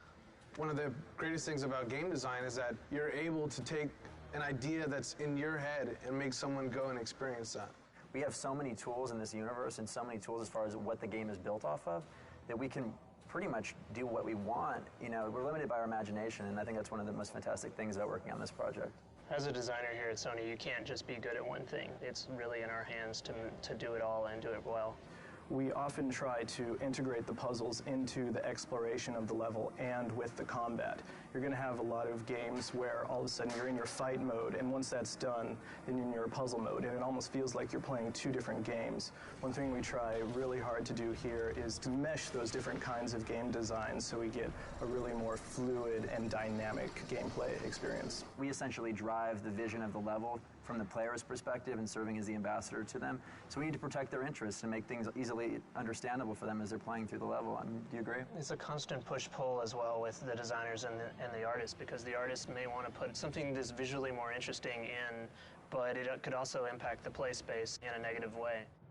I can't emphasize enough how important playtesting is to our process. If we didn't have it, the game would not be what it is. Because when the player takes the product home, we don't want them to be frustrated. You learn so much just watching people play it. That's one of the most valuable things you could ever do, is just sit down, give the person the controller, and just watch them play, see what they do. I think one of the strongest things that this team has actually is having, the game director come in and play it, have members from all the disciplines sitting down, and because everybody, chips in, hey, how are we going to animate this? Animators are sitting in. How are we going to build this? World builders are sitting in. Is this even possible? Coders are sitting in. That process makes everything just improve immensely. And I truly, truly mean that. I think a lot of people will say that, but here it's extremely, extremely, extremely noticeable. And this is some ideas that I had for a grapple section where basically Kratos would grapple onto a broken column, and that would cause it to fall over, and he would be rolling down the hill with it and climbing up. Kratos hits a grapple point, swings around this column, lands on the backside, which has it to tilt over. It starts rolling down a hill, and he has to scurry up it using his climb. He gets on top and then jumps off to land on a platform before the thing rolls off a cliff. So that's kind of just some of the stuff that we think. And when we talk about big moments, this is some of the stuff that we deal with. I have no set process. I'll go from paper to computer to design sheet and then back to paper. It's really kind of organic. I love this idea. There was another version where we had a Titan actually holding on to it and like eating as it's rolling down, like trying to bite you like it's a piece of corn. That unfortunately didn't make it into the game, but one of the things is just because I love an idea doesn't necessarily make it the best fit for the game, and being willing to understand that and walk away from certain things that don't necessarily fit, you know, that's part of the job. This is my grandpa's old man puzzle. It's one of these kind of puzzles you got to figure out how to kind of put it together, but this kind of gave me some inspiration for the labyrinth. So the labyrinth is like this level where there's all these different cubes and they're kind of like strung up throughout the cave entrance.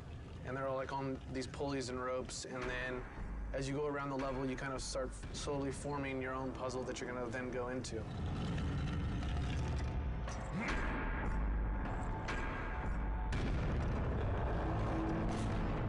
We came up with this idea for Gaia coming up to this rotunda where, you know, Zeus and Kratos are kind of having their last epic fight. And the player's thinking, you know, it's, you know, mano a mano, they're just going to be battling, and then Gaia kind of comes into the picture and then ends up actually like physically ripping the whole building up and then like looking at it, and then you guys start fighting inside of it. She comes up and then like rips it off, and then she, you know, comes up and crushes it and takes it apart. At the end, you guys are like fighting inside of her and you end up killing her, and then she kind of blows up and crumbles all over Mount Olympus. For me, it's always like so amazing to be able to imagine this whole kind of crazy scenario, this whole world in your head, and then you're actually able to make it.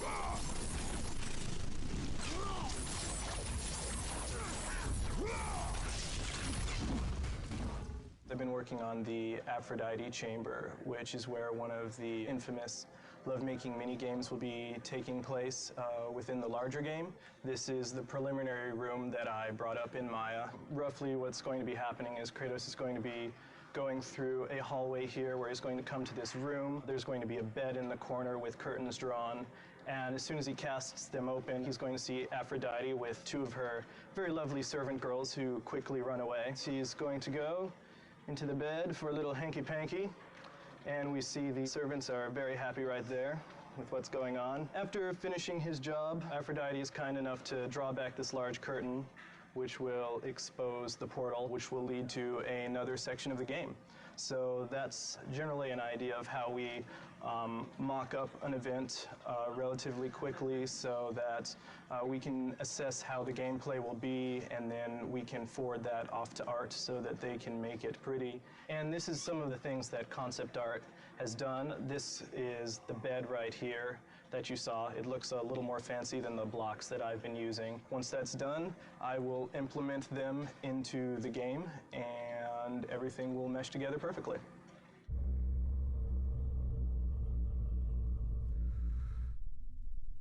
Be gone, Kratos.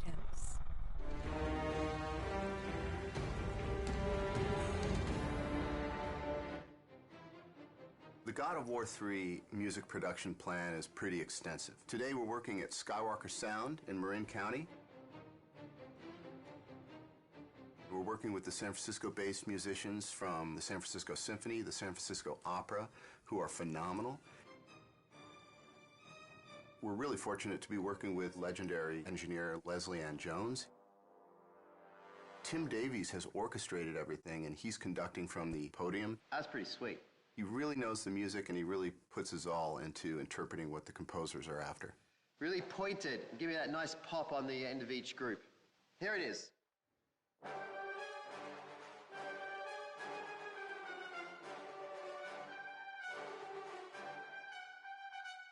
Beautiful. Thank you. The music originally comes in from the composer in what we call a mock-up, which is basically he's using his synthesizers and samplers, and we call them fake strings, fake brass, fake choir, to assemble the composition. And then once it's approved, it comes to me to translate that and put it on paper for the orchestra. It's damn expensive to have an orchestra sitting there, so my job is to make sure that everything's spotless on the page in their language. When dealing with an orchestra as a conductor, I think 75% of it is your rapport and how you can interact with the musicians, getting them to do what you want in a highly stressful situation, making it lighthearted enough that no one freaks out, but you got to keep it moving. Give me everything you've got on those crescendos at the end of each phrase. Here it is. They're a pack, and they need a leader, and they're all brilliant musicians, but there's something about when you put an orchestra together, they need that focal point, that one person that they follow.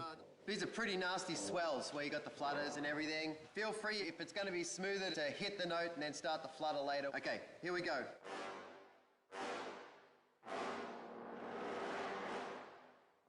They can smell when you walk into the room if you can do it and if they're going to go with you. I've been lucky that, you know, they like me and I've been here a lot to the ranch to conduct.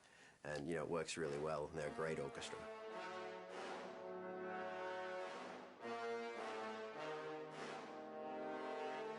Originally on God of War 1, we had several composers, many of whom have remained with us through the God of War series. And the reason for this is not because one composer wouldn't necessarily be able to compose the whole score. It's because the variety that their different styles bring to the table is actually a tremendous advantage. Why are there 5 composers on this collection? Well, that's a question for somebody else who did the hiring, because I'm sure that any one of us would be quite happy to bump the other ones off and do it all by ourselves. And a different alternate to that answer is the reason being is because each one of us actually have a very strong voice in how we write and approach music.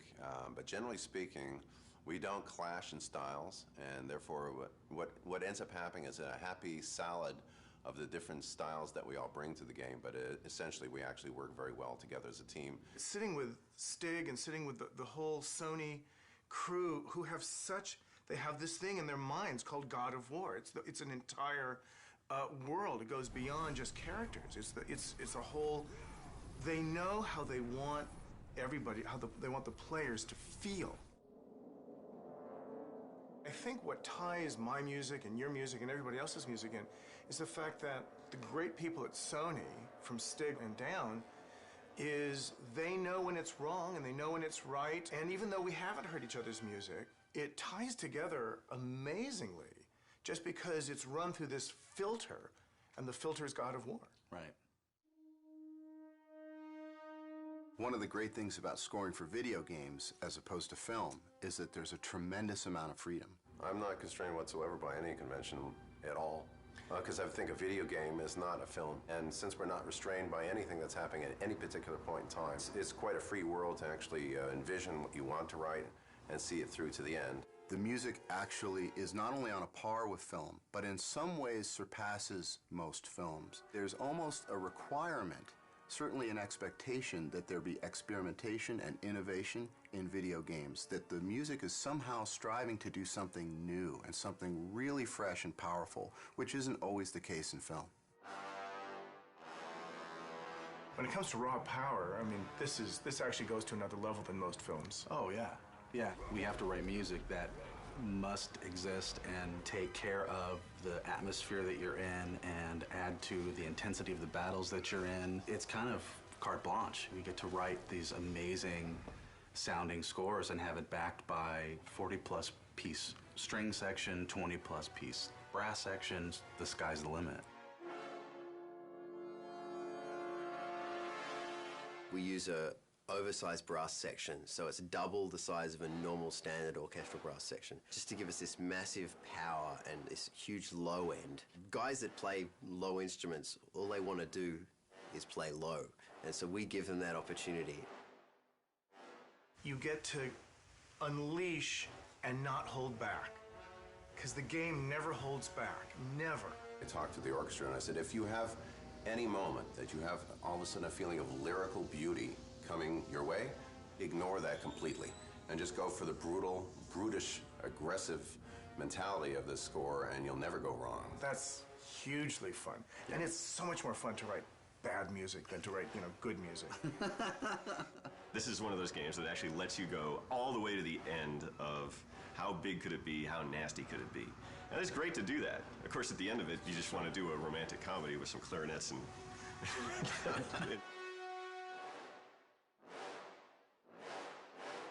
That was really good. At least as composers, we're being hired to do what we do, which is write melodic material, aggressive, edgy material that people remember. Think about when we went to go see your favorite movie as a kid, and you walk out humming the theme and you want to buy the soundtrack because it's such a great part of the experience, and that's what we're trying to do.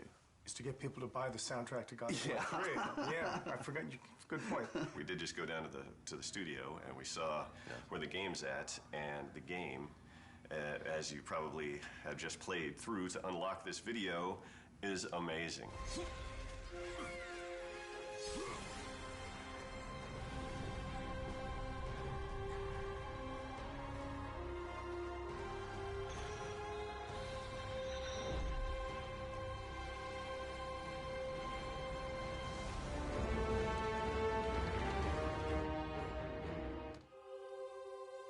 I love brainstorming. That's one of the best things about games. Right from the beginning, it's just a creative process. Yeah, it's fun. What happened to the original concept art for Poseidon? No, the concept art for Titan, a water Titan. Can we bring it up on here? Yeah, that's fucking sweet. That's really fucking cool. He's even got the tentacles. Whatever we come up with, it's like, hey, that would be cool. We just make it form out of water, whatever it might be. A lot of talented people were sitting in that room figuring out, oh, this would be cool, this would be neat, throwing out all these ideas out, doing our best to trying to live up to the God of War 1 and 2 standards, which are insane. Really high. It's like it has to be like almost like in a shape that's like scary. I agree with that. When you pull the camera out, what do you see? And if it is like he's turned into like a huge squid and she's all tied up or something like that. But as you're like fucking flea size, and as you're running around, you see a big part of this. What do you think? What do you think about maybe that whatever that thing is? It's a lot of different things. It's everybody, you know, it's not just one person that comes to the table and has, okay, here's the perfect idea. It's everybody rifting together. Just like the idea that Poseidon swells up with water and just becomes semi-translucent and you can see all of his veins and stuff. And so that way you're actually hitting flesh. Going off of sort of like Will's idea and a combination of the things that we talked about is his skin is basically like a jellyfish. On the inside of his body, he has all the bones. He has actually a bone structure. That way we have a creature that, you know, looks like it has some meat to it, made out of the ocean. So I think, like, going off of what you were talking about, where it's like maybe you've got like reef and seaweed and stuff like that, we could probably make it look like water's running through that stuff. I would hope that we at least all kind of get on the same page. At the end of the day today, it's like, yeah, this is kind of somewhat direction we're going to go. Maybe it starts off and a wave crashes up, and after you see like this far shot or something of a wave kind of overtaking Kratos and Gaia on the side of the mountain or something like that, you're freaking out. I was like, you're probably freaking out right now because of the cinematics. And then afterwards, guys, like, something's fucked up right now. I can't move. And then Kratos has to go out and find out what that thing is, and he runs into this one thing. It's like, what the fuck is this thing? And it's obviously connected to something else. And then he finds the other thing later on. And at the end, there's this big reveal, and it's like, and this is what this whole thing was that you were fighting it the whole time. I think that's cool pacing, because there's always a question in the player's head while they're proceeding. It's like, I don't know what the fuck this thing is. When they first approached me to work on Poseidon, they told me it's going to be the very first big boss fight. Poseidon, if you remember from God of War 2, he looks more like just like a human god form, but in this game, he jumps down from Olympus into the ocean, and then he emerges out as a big water creature. This is my first sketch I did for Poseidon after doing a bunch of research on exactly what Poseidon is, the god of the ocean, the god of horses. So I thought to incorporate this design of a creature, of him being made of water and the actual waves kind of looking like horses. And then this is another one along the same veins, having a lot of horses, so just kind of going wacky. Another sketch I did was this one where I incorporated multiple Poseidon's heads throughout the design, showing that he's in control of this water tentacle. They liked this design a lot with the multiple heads, and they also liked the very first sketch with him leading the horses. They liked this one the best, so they liked this for the overall direction.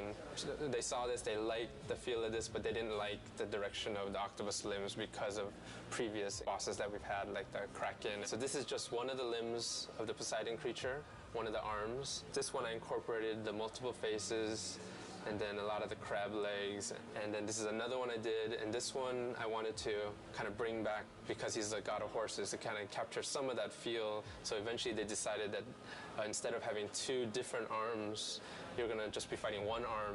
And they also liked the idea of the horse. This is the very end. You're going to be opening up his chest and revealing like this membrane, jellyfish kind of membrane, where you stab and eventually kill one of his limbs.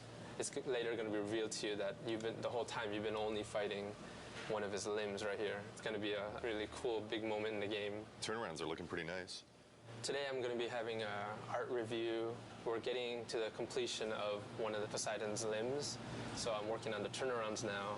Get the animators up here and make sure that those limbs, the front limbs, are not too long for him. Like, he'd have to raise it up so high. To get you right below, he'd have to be, like, basically have his arms way up like this.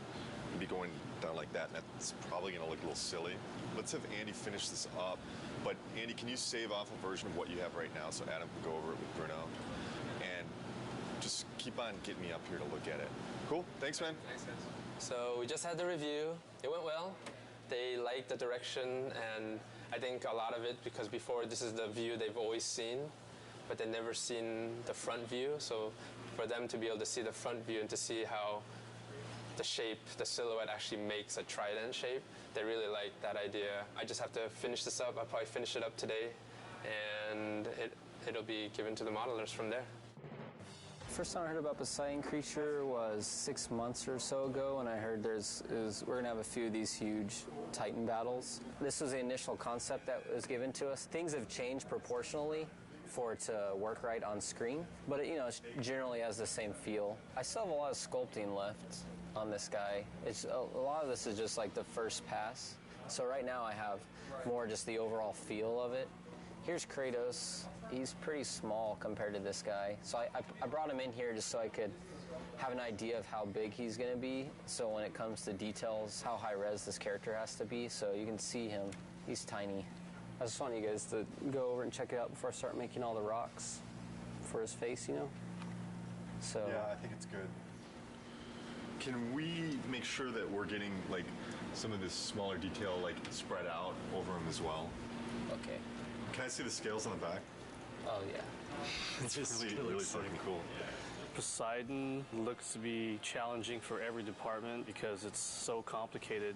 When I first saw the concept, really, I kind of looked at it and was like, what the hell are you guys doing?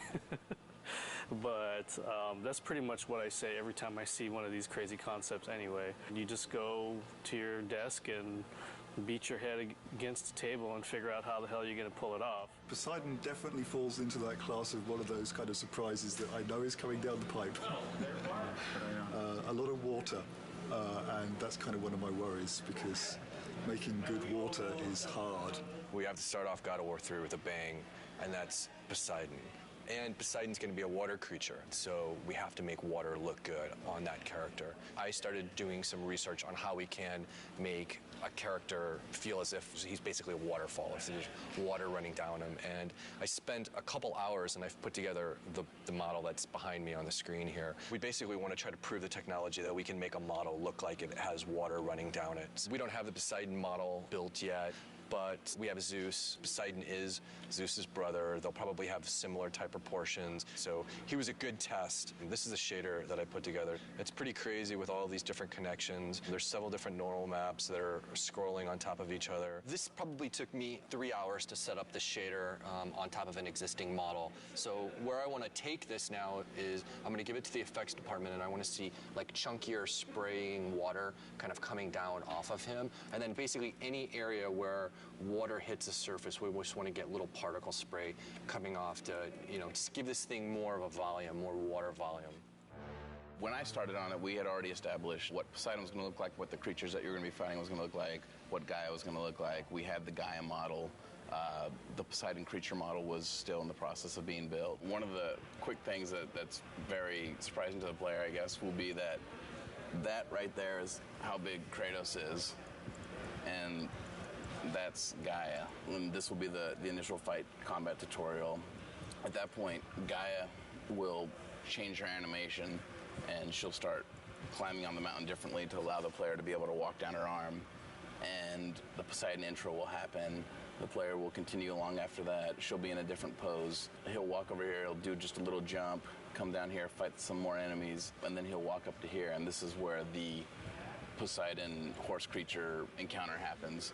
So this is the first thing the player will see when he loads up the game. We're trying to frame her hand and show that she's climbing up Mount Olympus, which is just roughed out right here.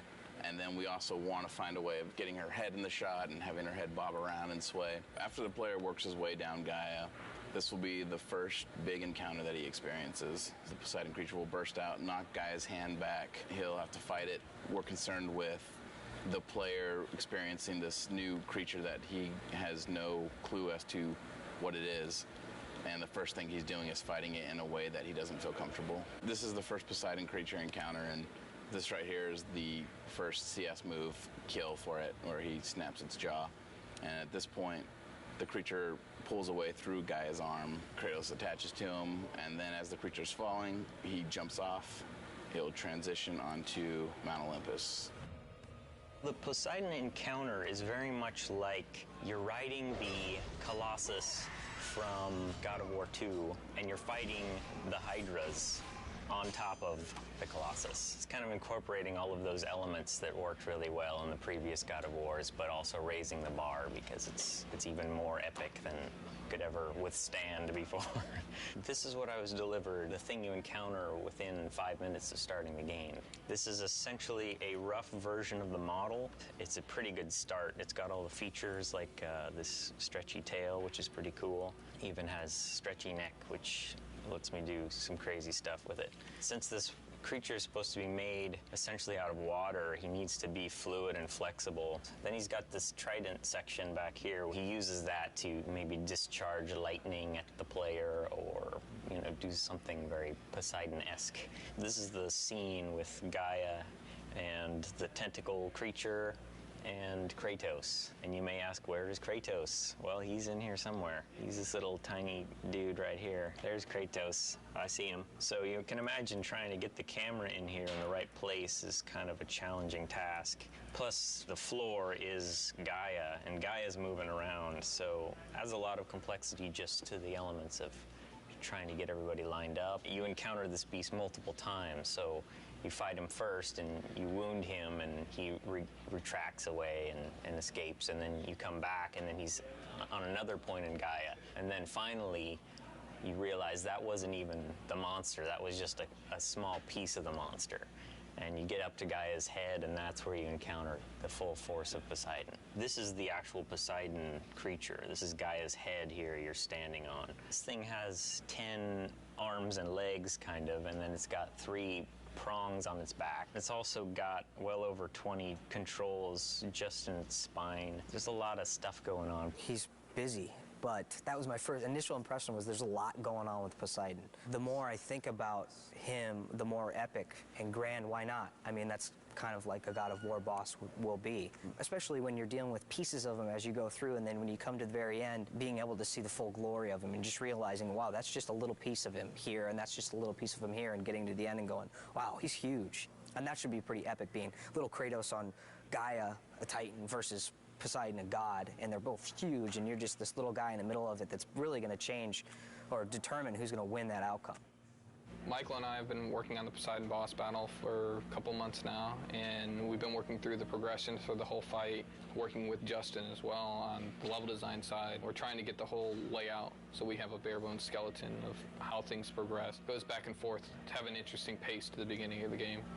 We're in the first encounter of the Poseidon boss fight. We've already seen the creature come out. Poseidon boss battle is definitely something we haven't done before. There is concern, but I wouldn't be happy if we weren't concerned. There's no challenge there. What we want to do is make something that really surprises people and really gets people excited about the game. This is the initial CS move, the first CS move you do in God of War 3. Kratos is going to wrap his chains around the bottom jaw of the Poseidon creature and then eventually rip the jaw off completely. It's better than over here, which was the initial placement. Boot Valley. When you're down here, it's kind of distracting. Initially, we had Encounter 2. The creature was coming directly out of the center of Gaia, and you see two gigantic mountains and the creature right in the middle of Boop Valley. Everybody giggles when they saw that. So that wasn't what we were going for. Not at this portion of the game. We're not looking for laughs. We have the creature now coming out of Gaia's neck, and Michael came up with the idea of one of the trident pieces on the back of the creature is actually piercing through her jaw and coming out of her mouth. So she really looks like she's in peril and she's getting destroyed by this creature. From the get-go, I came up with the idea of doing the first-person kill and giving a new perspective on Kratos' kill sequences, and Michael took the idea and ran with it. When you defeat Poseidon as his horrible watery self, you corner him down here in his humanoid form, and that's when you have to kill him off. Immediately, everybody was just like sold once they saw it in game. Yeah. There was a lot of skeptics too, as far as people come up to me, and I'm sure Adam too, and what are you doing? And then actually seeing it in a game, then everybody comes over and it's just like, all right, it worked. Kratos is not so good at making friends, but he's good at killing people. This boss battle has to end with a big finisher. And our final kill is where we're testing out these new CS moves of first-person kills. So the minigame inputs right now are in a third-person camera, and then when you succeed, you get to see the impact of Kratos' attacks and see how Poseidon feels as he's getting completely torn up. He just screams really loud and then bites his ear. It's more of a nibble than a bite. So last time we checked him out, it was just the grayscale high-res ZBrush version, and I believe the low poly version as well. So since then, we've messed with water technology stuff, trying to make it look more like water's flowing through him. Help from like our art director, Ken, and other people trying to make the water look good. Generally though, water's pretty hard to do. It's just a combination of normal maps that scroll, like we take UVs and have them scroll, as well as parallax maps, which add the distortion, which makes it feel like it's a little deeper. After we do all the fights, get it designed, and seeing what you really see and what you really don't, and then we might have to adjust stuff from there, you know?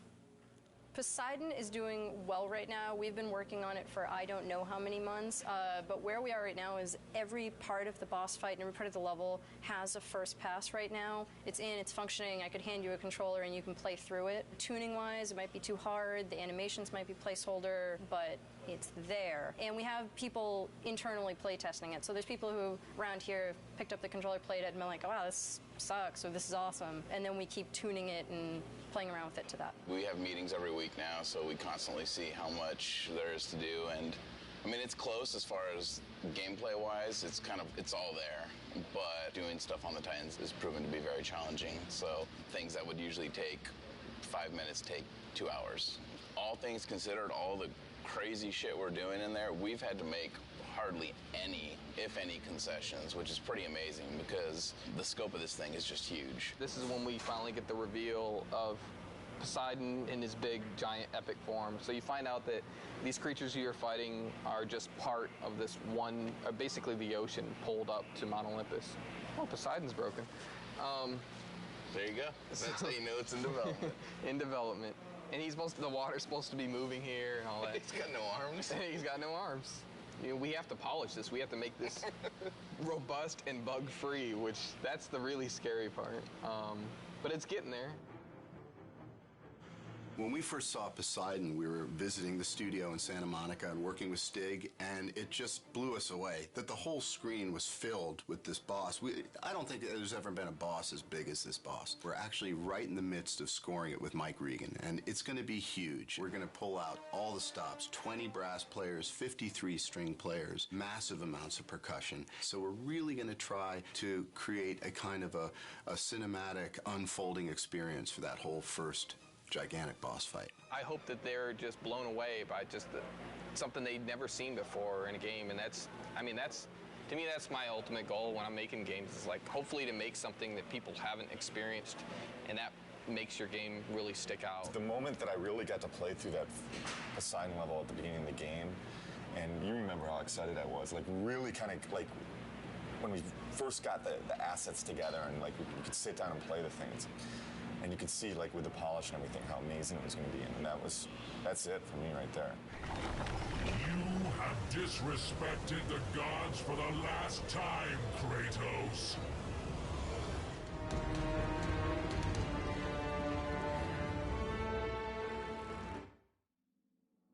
programmer's role in the game is to help make everything a reality. We make tools that allow the designers and artists to actually make the game. If the designers want to do something or the artists want to do something, if they're smart, they'll consult us and ask, can we do this? And often we'll say no, and then they'll say we want to do it, and then we'll have to do it. You give it to them, they give it to you, say what's wrong, then you give it back to them a little bit different, and then they say no, no, no. Designers are pretty modest in their requirements. Designers are artists. They want the world. The biggest challenge we face for this round of the game is content. The amount of content we need to put into a PS3 game is just order of magnitude bigger than we had to put into a PS2 game. And to drive that content around the studio, we just face, massive challenges. We've got a little line emitter here, and it's got these particles, and it squirts them out to the right. And they get to a certain age, and they die. And one of the things we can do is we can change colour of the particle over its lifespan. Starting from bottom to top, these particles start off blue, then go green, then turn red. Now, if I was an artist, I'd make them go like orange to black to whatever to express the effect that they want to. For me, I'm a programmer, so the nice, simple programmer graphics, nice, bright, solid, simple colours so that I can see when things go wrong. If I run this within Maya, then it runs the tool code that I wrote, which is this stuff, to display on the dev kit. And hopefully, so you can see, they're never going to create anything quite like this because this is horrendous programmer stuff, but they'll take this tech and what they'll do is they'll make fire pots or lava that flows. Anything that's best rendered by creating lots of little primitives and moving them all en masse in slightly different ways that aren't just pre-baked. This is the soul tech. These are Hades' souls swimming down the river Styx. Right now they're above the river Styx, so I can see them all because the river Styx hasn't been properly watered yet. It was my task here to get them to follow the river along a bendy spline path and then ultimately to attack you. But I haven't done that part yet. Right now I'm just at the basic stage of getting them to swim down the river. The way that I did that was allow the Maya splines to be used and imported into the game, and then allow the designers to specify radii at different points of the curve. So at this point of the curve, the souls will be within that radius, and then as they come along the curve, they'll all be within this smaller radius, and then they can spread back out later here.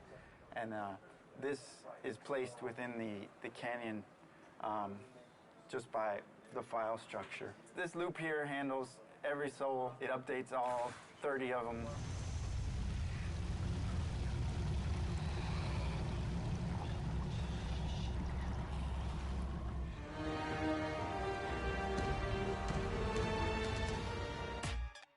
QA stands for quality assurance, and what we do is we play through the game all day and find out the bugs that are going in the game and report them to all the different various production leads and creative leads around the office and make sure that everything gets fixed and there's not any big issues with the game when it ships. It's our responsibility to make sure the game is appropriately awesome and epic. If there is a big problem area, well, one of us will just play that area all day long, every day, do everything you can imagine that could break the game, kind of get in the mind of what people playing for the first time, because we play it every single day. Try to do everything possible in that area with every item, every spell, and make sure it's all working and none of that's crashing the game. So this is the kind of stuff we test on before art even gets in. As you see, it's just kind of like some sheets, some blocks. You don't really see a lot. It's a pretty basic level. So you might see a level go from something like this, when it actually gets its art in, it looks a lot different. The spikes look a lot better, the walls have much more designs, you have the wood in the background, and it goes from designer sheet to something more pretty like this. And this tells you what level we're currently in. The red one is the one you're in, the blue one is the one that you're going to, the one that's loading in, and the white one is the one that you came from. It's very easy when you're writing up a bug to tell them which area it's happening in. These say any AI that are loaded in, so if any of those are loading in and out, we can tell which one's causing problems or causing the game to crash. Over here you have your coordinates, which is just where you are on X, Y, Z axis. It's useful for the artists because they can just type it in, and if we say there's no collision, there's a tree that Kratos is walking through. They don't really play the game very much, the artists, because they're constantly doing art. Down here, it's basically just frame rate, which is useful when we got one into the E3 demo. We use that a lot, and going to the final build, we'll be going through and documenting the frame rate everywhere and making sure everything is up to the right level of frame rate. We can see what areas are causing the frame rate to dip, that we need to have code or anybody else go through and see if they can optimize that area. So I've just submitted the bug, and now I'm going to try to see if I can take a video of it actually happening to reproduce it. The bug is that sometimes Kratos just won't grab onto the ledge when he does the jump. And the bugs are assigned to different priorities, and certain ones we refer to as progression stoppers, which means that if a player were to run into this bug playing through the game, they would be unable to continue. And we categorize that as an A bug. It's the absolute highest priority. So I have to make very sure that the designer gets this particular bug so that they're able to fix it, because it's very, very serious. We could get as many as 100 to 200 bugs per day during certain phases of production. This is the opening level. This is when Gaia is climbing up Mount Olympus and you're on the back of Gaia. Art was just added to this level, so you would try to run along different areas, make sure Kratos can't pass through the world, like right here. So in this case, I would go in and give the artist the coordinates to this certain location where Kratos is inside the rock, and that artist would make a collision pass, fixing that collision so I couldn't fall through it. I'm loading the test level to test the Wraith. It's basically this enemy that burrows underground. And the only way you can actually attack him is to use the L1 and circle move, which is your grapple. When he's under the ground, I'm supposed to be able to grab him out and slam him on the concrete. But that's not working right now, so that's when I would open up my Test Track Pro and write up a bug report. It's our job to play the game over and over and over again. So after you play a certain section a certain amount of times, it gets a little repetitive, but that just comes along with the duties of being in QA. It certainly takes some of the romance out of it, but it's a real pleasure being able to see the game evolve day by day, step by step, asset by asset as they are implemented. It's very exciting.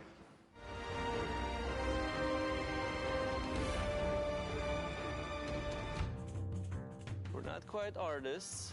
Close, but not quite. You know, some of us have artistic skills. But, we're not quite programmers either, although we do write code, right? Once again, not so much this guy. And tech art helps make the stuff, and we help people use the stuff. Because without us, nothing would get done. There's a huge gap between the engineering guys or the coders and just regular artists. So we kind of bridge that gap. Artists don't understand binary. When a programmer comes over and he's like 00101, just goes one ear in one ear and out the other, right? Yeah, they think it's a phone number or something. We have to invent things ourselves and come across certain lines that nobody has crossed before. We're good at it though, right? Right here. We're pretty good at it. Yeah. We've done so many crazy stuff in the past that there's nothing that surprises us anymore. The artists were having trouble just building things. And their levels, the environment guys just built huge, gigantic levels. Bigger than this guy. Yes. And the levels themselves, they just get really big, and they'd only need working on a small section of it, just a little portion. And I wrote a tool that lets them pick which parts they want to use and export just that as a level. And to get that, they just came to me with a problem. They wanted to exaggerate Kratos and the torture that he does to his enemies. So we came up with a system called the zipper tech, where basically the animator would use controls to open up wherever the cut is on the character. The character artists would model out wherever the cut will take place, and we'll put the rig on top of that. So here we have the Centaur rig and the zipper tech. The Centaur's guts are going to be opened up. And so basically the animator would go in and create the CS move. You can go in and individually select these controls and open and close his gut. Here we have the guts for the centaur. They're going to be part of the props. The animator will go in and animate these guts spilling out of the centaur. And so the guts will be placed in and around here. And to further sell the point, we've got separate controls over here in the middle where you can actually pull out the insides.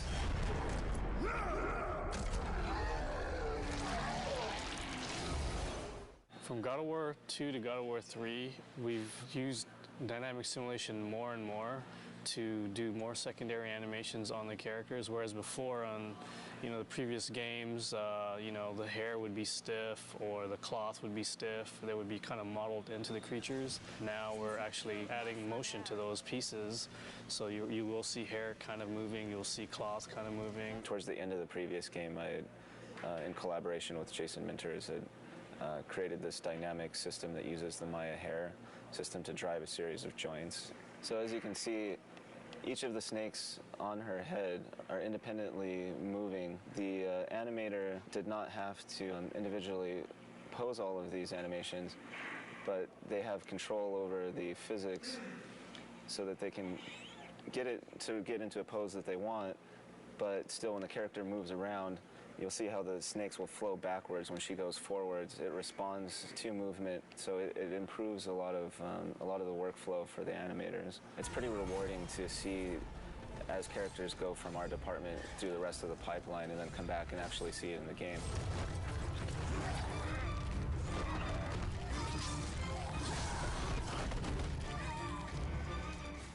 So what I received here is a model of Kratos. What I'm doing is adding the wrinkle in his facial expressions. It's being driven by the actual joints in his skeleton. So as you can see, as I lower the joints, his wrinkles go away, and just like a real human, as the joints move up, the wrinkles start to show up on his face. That's some of the new technology that we're putting into the characters and Kratos. Here I have another example. If I lower his shoulder, you can see veins start popping out and striations start popping out on his shoulder. So not only are we putting this technology into his face, but it's also going to be in his body. In the beginning, Yuri kind of got a little freaked out when he got the project because, it was one of those things where it was like, okay, you need to work on this thing, this crazy tail rig that will do everything that we need to get done in this game. There's 4 of us on the team, and we all kind of took a stab at it.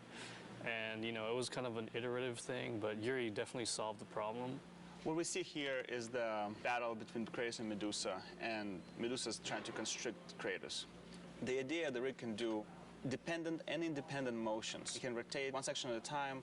I can move one control at a time. So now, for example, here, I'm affecting this part of the rig, and I'm also affecting controls that are right next to it.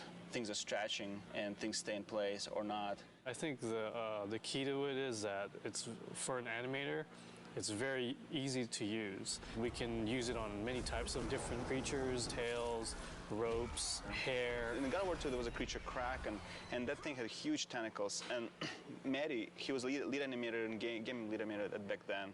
He animated it, and he complained a lot. And after he saw this rig, and after he saw what guys were doing with Medusa, every time I walk by him, he just thanks me for making this thing.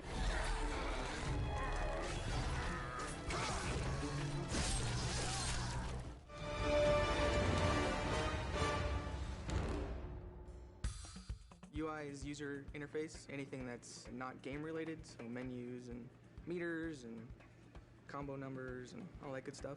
The hallmark of a good UI, I would say, is making sure that when the player goes through the menus, that they're able to navigate pretty easily and understand where everything is. And when instructions come up, we want to make sure that they're there and they're clear and they're obvious, but they don't kind of interfere with the gameplay.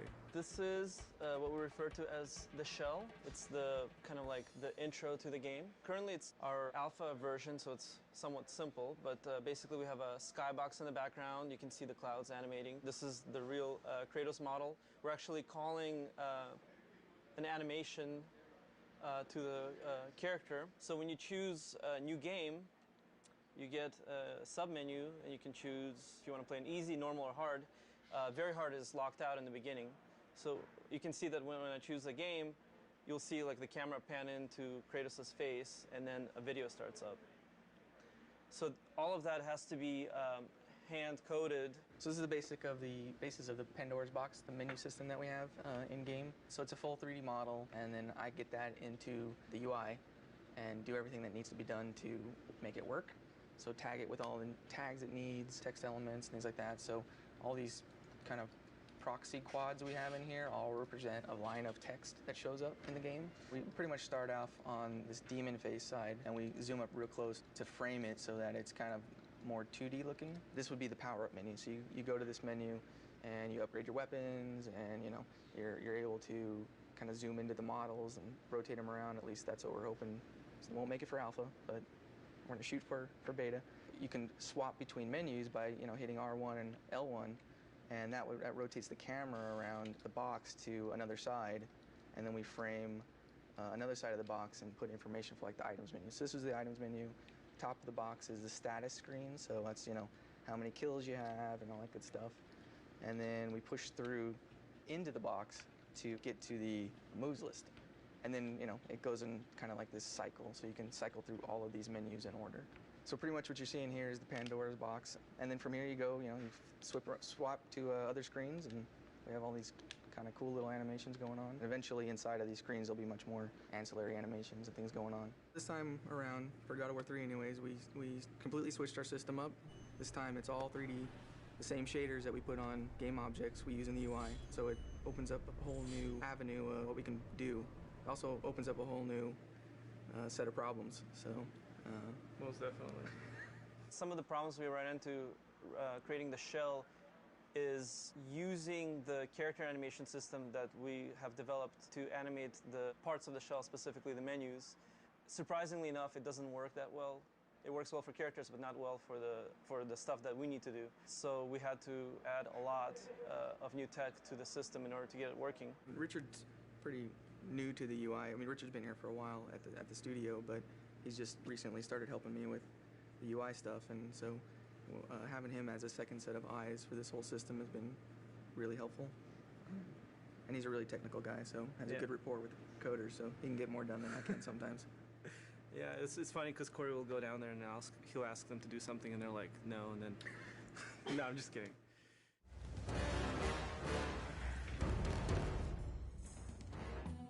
We're kind of the bridge between the ideas that Stig and the designers come up with and different 3D departments. We help visualize it on paper, painting it up, drawing it up in 2D, and then they take that and actually make the assets for the game. You have to come up with cool design with limited time. The design also has to make sense to the art director, game director, the lead artist. So it's definitely fun, but it's stressful. What's usually given to us is a quick description and then sometimes a write-up on whatever that creature or character has to do, their function in game, and there's always sort of a highlight on special abilities or things that we need to focus on. There's only 4 concept artists here. We all sit together, so we do get to see what we're doing. I feel like I should know a lot more about Greek mythology by now. I should have my PhD degree or something. Yeah. But still, a lot of times, I just sort of make up a lot of things, and it's still a lot of fun. Right now, as you could see on my monitor, working on Pandora's Cage. This is a final concept design that was proved, and it's good to go. But to get to this point, there was a lot of sketches, a lot of color variation, a lot of input that I had to get through. We've tried maybe girls hanging together, or we tried maybe girls holding the fire torch, or we even tried the guys holding a cube, or we even tried the guys holding the torch. So after all this variation, the one got picked, which was this 2 characters, Icarus. Because I mainly focus on environment, I took a lot of pictures of myself. Actually, it was my wife took it for me last night. It's kind of embarrassing to show, but I'm wearing my boxers and just shirts. Just try to come up with the pose that I want, even the back part, the front side, and even the hands. So a little frustrating because I do environment paintings, which deals with a lot of rectangles and cubes and, you know, where the light is gonna head and all that. But when it comes to character, it's more organic. For me, it's more difficult.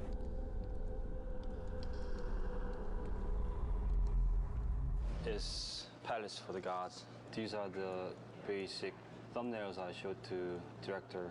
Then from here, we start to bring in all these location elements where each portion of the buildings are representing different levels. It's not just figuring out the entire look of the place. I also have to figure out how each sections are connected. The actual elevation of the location and how it's connected has to be pretty accurate. Every time I do a second pass on the concept, it raises so many questions again. Feedbacks means change, and after that it raises different questions, and another meeting, and feedback again, and changes. So it started with a very ambitious and very inspired task, and then slowly became a big headache.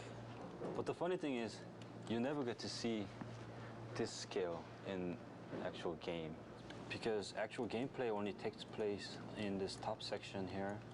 Like you see, this entire concept is being drawn out from the entire mountain towards the balcony area where the most gameplays take place.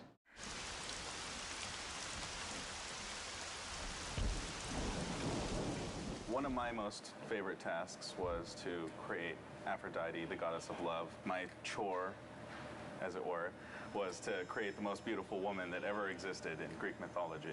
Here I've got some initial sketches. There's a lot of Greek art that involves, you know, sort of the bare breast and things like that. So we were trying to come up with a way of framing these really feminine aspects of this character without being like just vulgar. I originally had her hair always bound up, very Greek-like, but they really wanted it hanging down. This is the final three-quarter view of Aphrodite. As you can see, some of the stuff that I had originally concepted in the other pieces did stay. One of the mandates for the character was that she have a girdle made by Hephaestus. Some of the backstory is that Aphrodite was given as a wife to Hephaestus by Zeus. In original Greek mythology, she cheats on Hephaestus by bedding down with Ares, the god of war, the original god of war. He punishes her by catching her in a trap with Ares and sort of parades the two of them in front of the other gods to shame them. And she was ashamed. She's a naughty girl.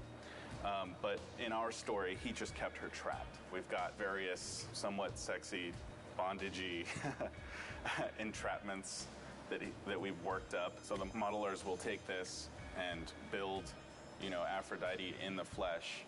And I must say, I'm really looking forward to see what they do with it. Do you know how long it's been since a real man has come into my chambers? Those bridges outside are nearly destroyed. Zeus refuses to have that stupid mortal Daedalus stop working on his precious labyrinth to fix them.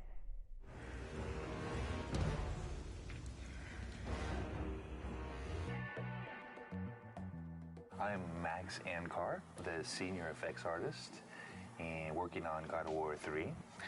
This is my new helper or friend.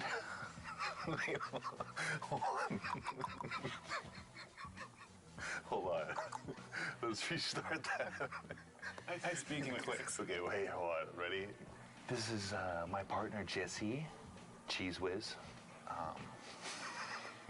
That's all I can say. I'm working on God of War 3 here, making the greatest effects. Got a partner now, Jesse.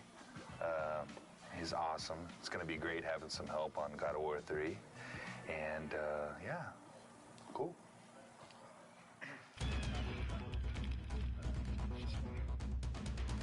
I looked on the internet and find out all these different movie special effects, kind of duplicated what they did. We filmed the blood and the idea that maybe we could use some of it for textures.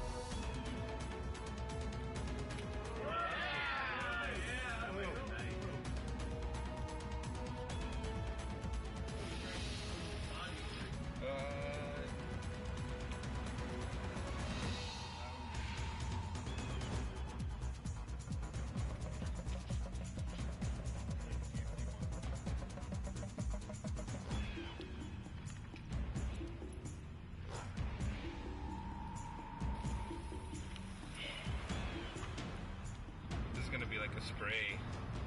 Instead of the last one just leaking out, this one should spray like kind of like more like an artery.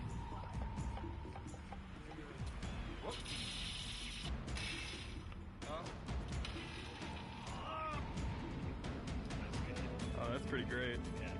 And what we found out, the simplest one was just like kind of like a water bottle filled up with movie blood. And that kind of gave them almost best squirting effect out of all the blood.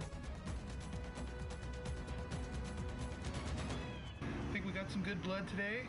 I know my partner here, Jesse, sacrificed a lot to help out. He donated the blood for us, and I'm really glad we had Jesse here to help us out.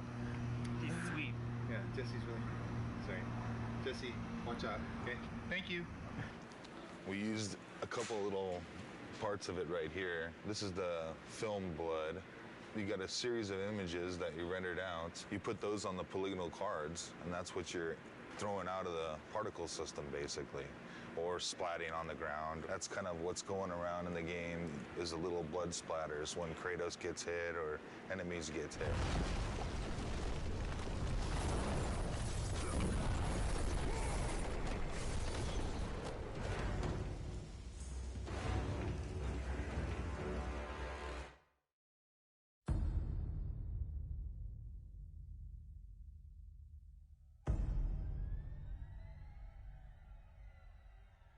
Before the age of the twilight set upon the gods, a legend rose to claim his place among them.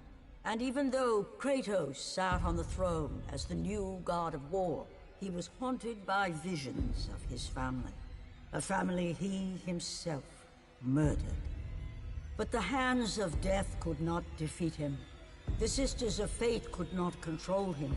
And on this day, the man, the legend, Kratos will have his revenge.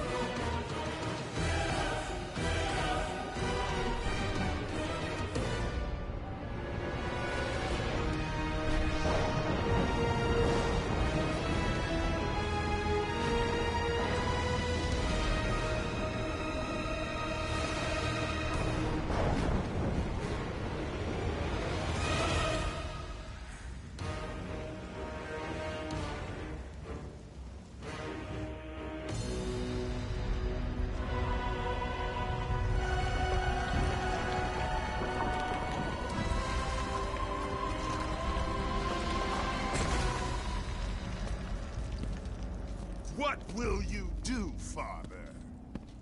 You can no longer hide behind the skirts of Athena. Athena is dead because of the rage that consumed you, Kratos. What more will you destroy? The hands of death could not defeat me. The Sisters of Fate could not hold me. And you will not see the end of this day. I will have my revenge! Excellent, child! I will tolerate your insolence no more!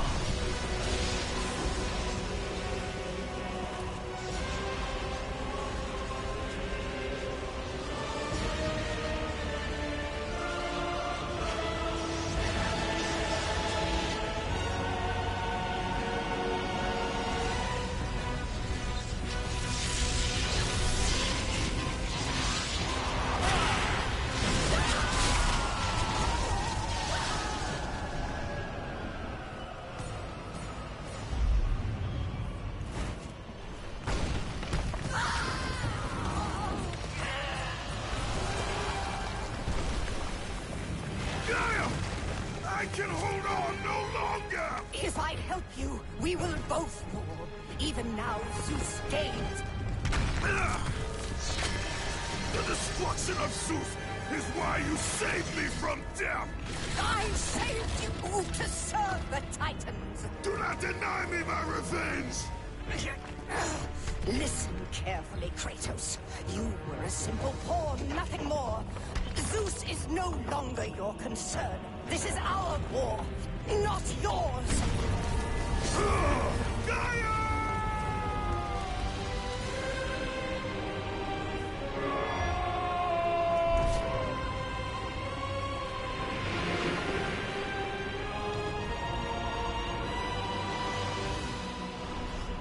I have lived as a warrior.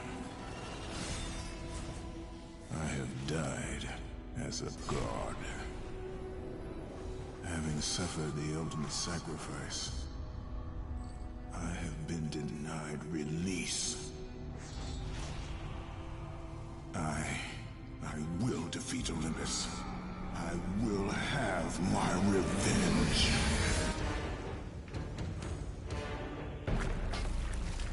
Kratos! Can it be? Does this mean Lord Hades rules no longer? The god of the underworld is dead. Dead? Ah, Hades deserved to suffer, though I thought his death impossible. Olympians overestimate themselves. Interesting. I will keep that in mind, Spartan. Ha ha ha.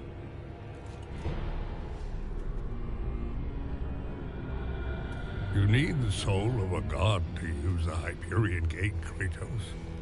And that one has not been used for centuries. I'm sure it's broken, otherwise I would have seen my beautiful... You know, Kratos, I wasn't always like this, a monster.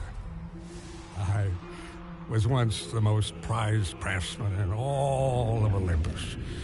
Zeus rewarded me with my marriage to the beautiful Aphrodite. My mother, Hera, bragged of my talent. But the day you killed Ares was the day my world was torn from me. That day, Zeus became the fiend you now know. Worst of all, he took my beloved daughter, Pandora. My reason for living. I spend my time here trying to recreate her. I fail again and again. She still lives, Spartan. I can feel it. You, Kratos. You can bring her back to me. Your child is not my concern. But surely you can understand. You were once a father, too.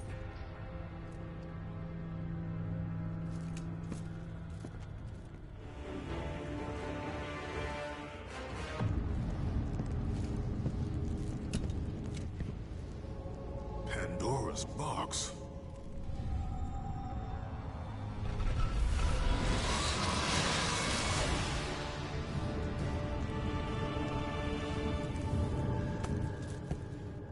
is the meaning of this?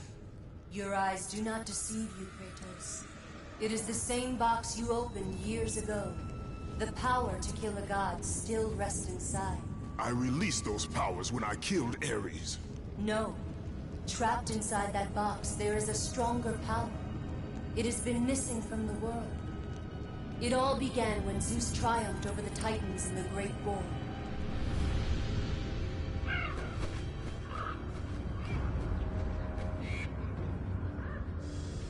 Zeus understood that the evils born from that battle, if left free, would destroy the world of man and gods. To contain these evils, Zeus commissioned Hephaestus to build a vessel strong enough to hold them. Fear, greed, hate. He locked them all away in the box in hopes that they would never again infect his reign. When you opened the box to kill Ares, you drew from the forbidden powers.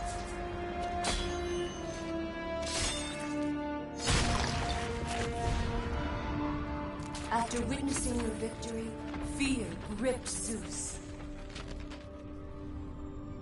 But the flame is deadly. How can I recover the box? With its namesake, Kratos. Pandora? She is the key to destroying the flame. The key to our revenge. This will be difficult, Spartan. A simple child will not trouble me, Athena. I hope you are right, Ghost of Sparta.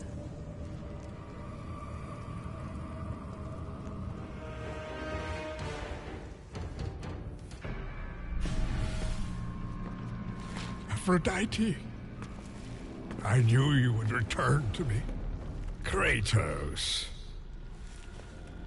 Tell me, has Aphrodite conquered another god of war?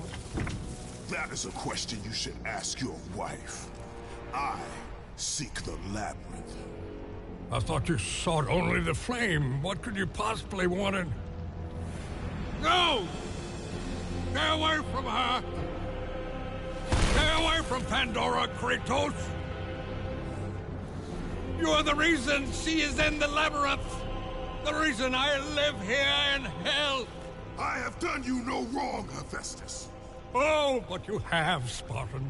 You opened the box. I did what had to be done. Clearly, you don't understand. The evils of the Great War cannot easily be contained. I forged the box in a power greater than the gods themselves. The flame of Olympus. As the raw metal took shape, I realized the flame was the safest place to protect it. The lock was set. All that was needed was a key, a way to retrieve the box. Created from the very heart of the flame, the key took on a life of its own. Pandora. A child, neither living nor dead. I grew to love her, Spartan, and she grew to love me as her father. When Zeus came to take the box, I hid Pandora away. I told him that storing the box on the back of Kronos would be the safest place. After all, who could best the Titan? I lied. I did it to save my child. Surely you can understand that. It was your triumph using the box that revealed my deceit. Zeus tortured me until I confessed the truth of my beloved Pandora. He took her away, leaving me alone in my torment.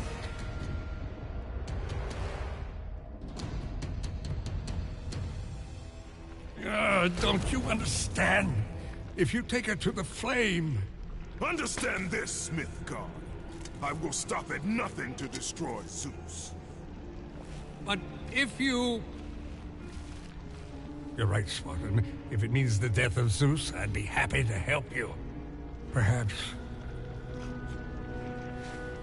Yes, of course. we'll need the Omphalos stone. With it, I'll make you a weapon. I have weapons. Ah, but not like this. This weapon will give you the retribution you so rightly deserve.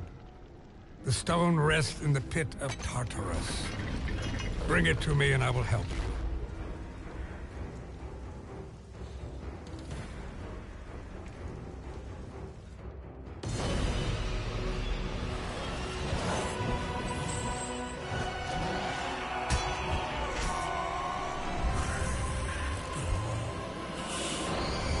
Hope is what makes us strong. It is why we are here. It is what we fight with when all else is lost.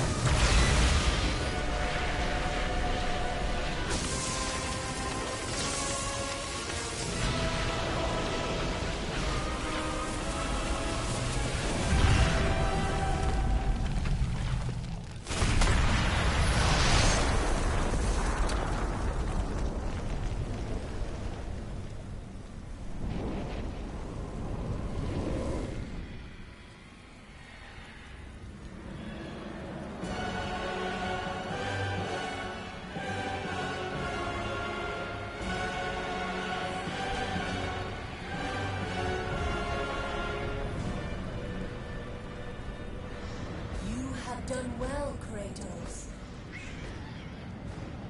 Freed from the bondage of Olympus and cleansed in chaos, mankind is now ready to hear my message. Look around you, Athena. The world stands in ruin. What good is your message? Go if you must. But first, I insist you give me the power from inside the box. The box was empty. That can't be true. I can see it in your eyes. You used my power to kill Zeus. You still have it as we speak. Don't you understand? When Zeus gathered all the evils and placed them in the box, I dreaded what would happen if it was opened again. And so, I summoned the most powerful weapon in the world, and I placed it in the box.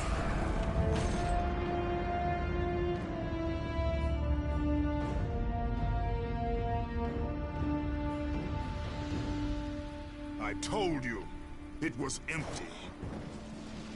Pandora was sacrificed in vain. She died because of my need for vengeance. You must be mistaken. You used my power to kill Zeus. I saw you do it. Unless... Of course. When you opened the box, you released the evils to the gods. Infected them. Changed them.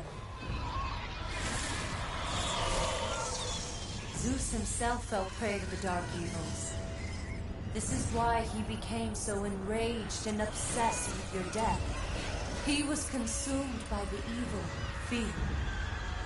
I thought the power I placed in the box was never released. All these years, I assumed you drew from the evils inside to destroy Ares. But I was wrong.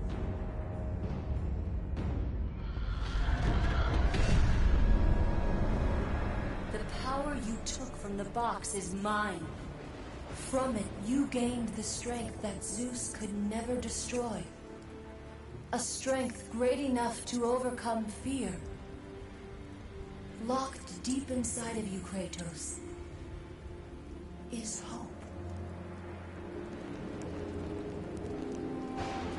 It has remained buried, trapped by your guilt and the failures of your past. When you killed Zeus, you must have allowed something to awaken it. What was it, Kratos? Hope is what makes us strong. It is why we are here. It is what we fight with when all else is lost. What was it, Kratos? All I remember is what I have lost. That is why you should give me the power. I understand its true meaning and where it belongs. I trust you to do the right thing, Kratos. You shouldn't. You owe me this, Kratos. I owe you nothing. I made you a god. I sheltered you from the wrath of Olympus. I delivered you revenge on Zeus. It is over, Athena. You would dare strike me down? Again? My vengeance ends now.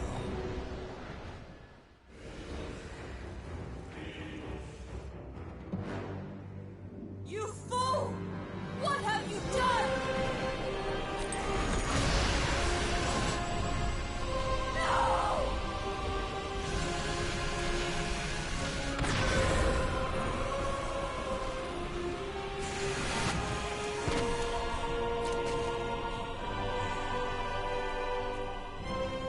That was meant for me!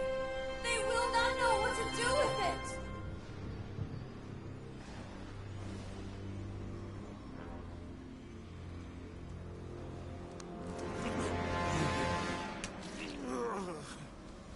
You disappoint me, Spartan.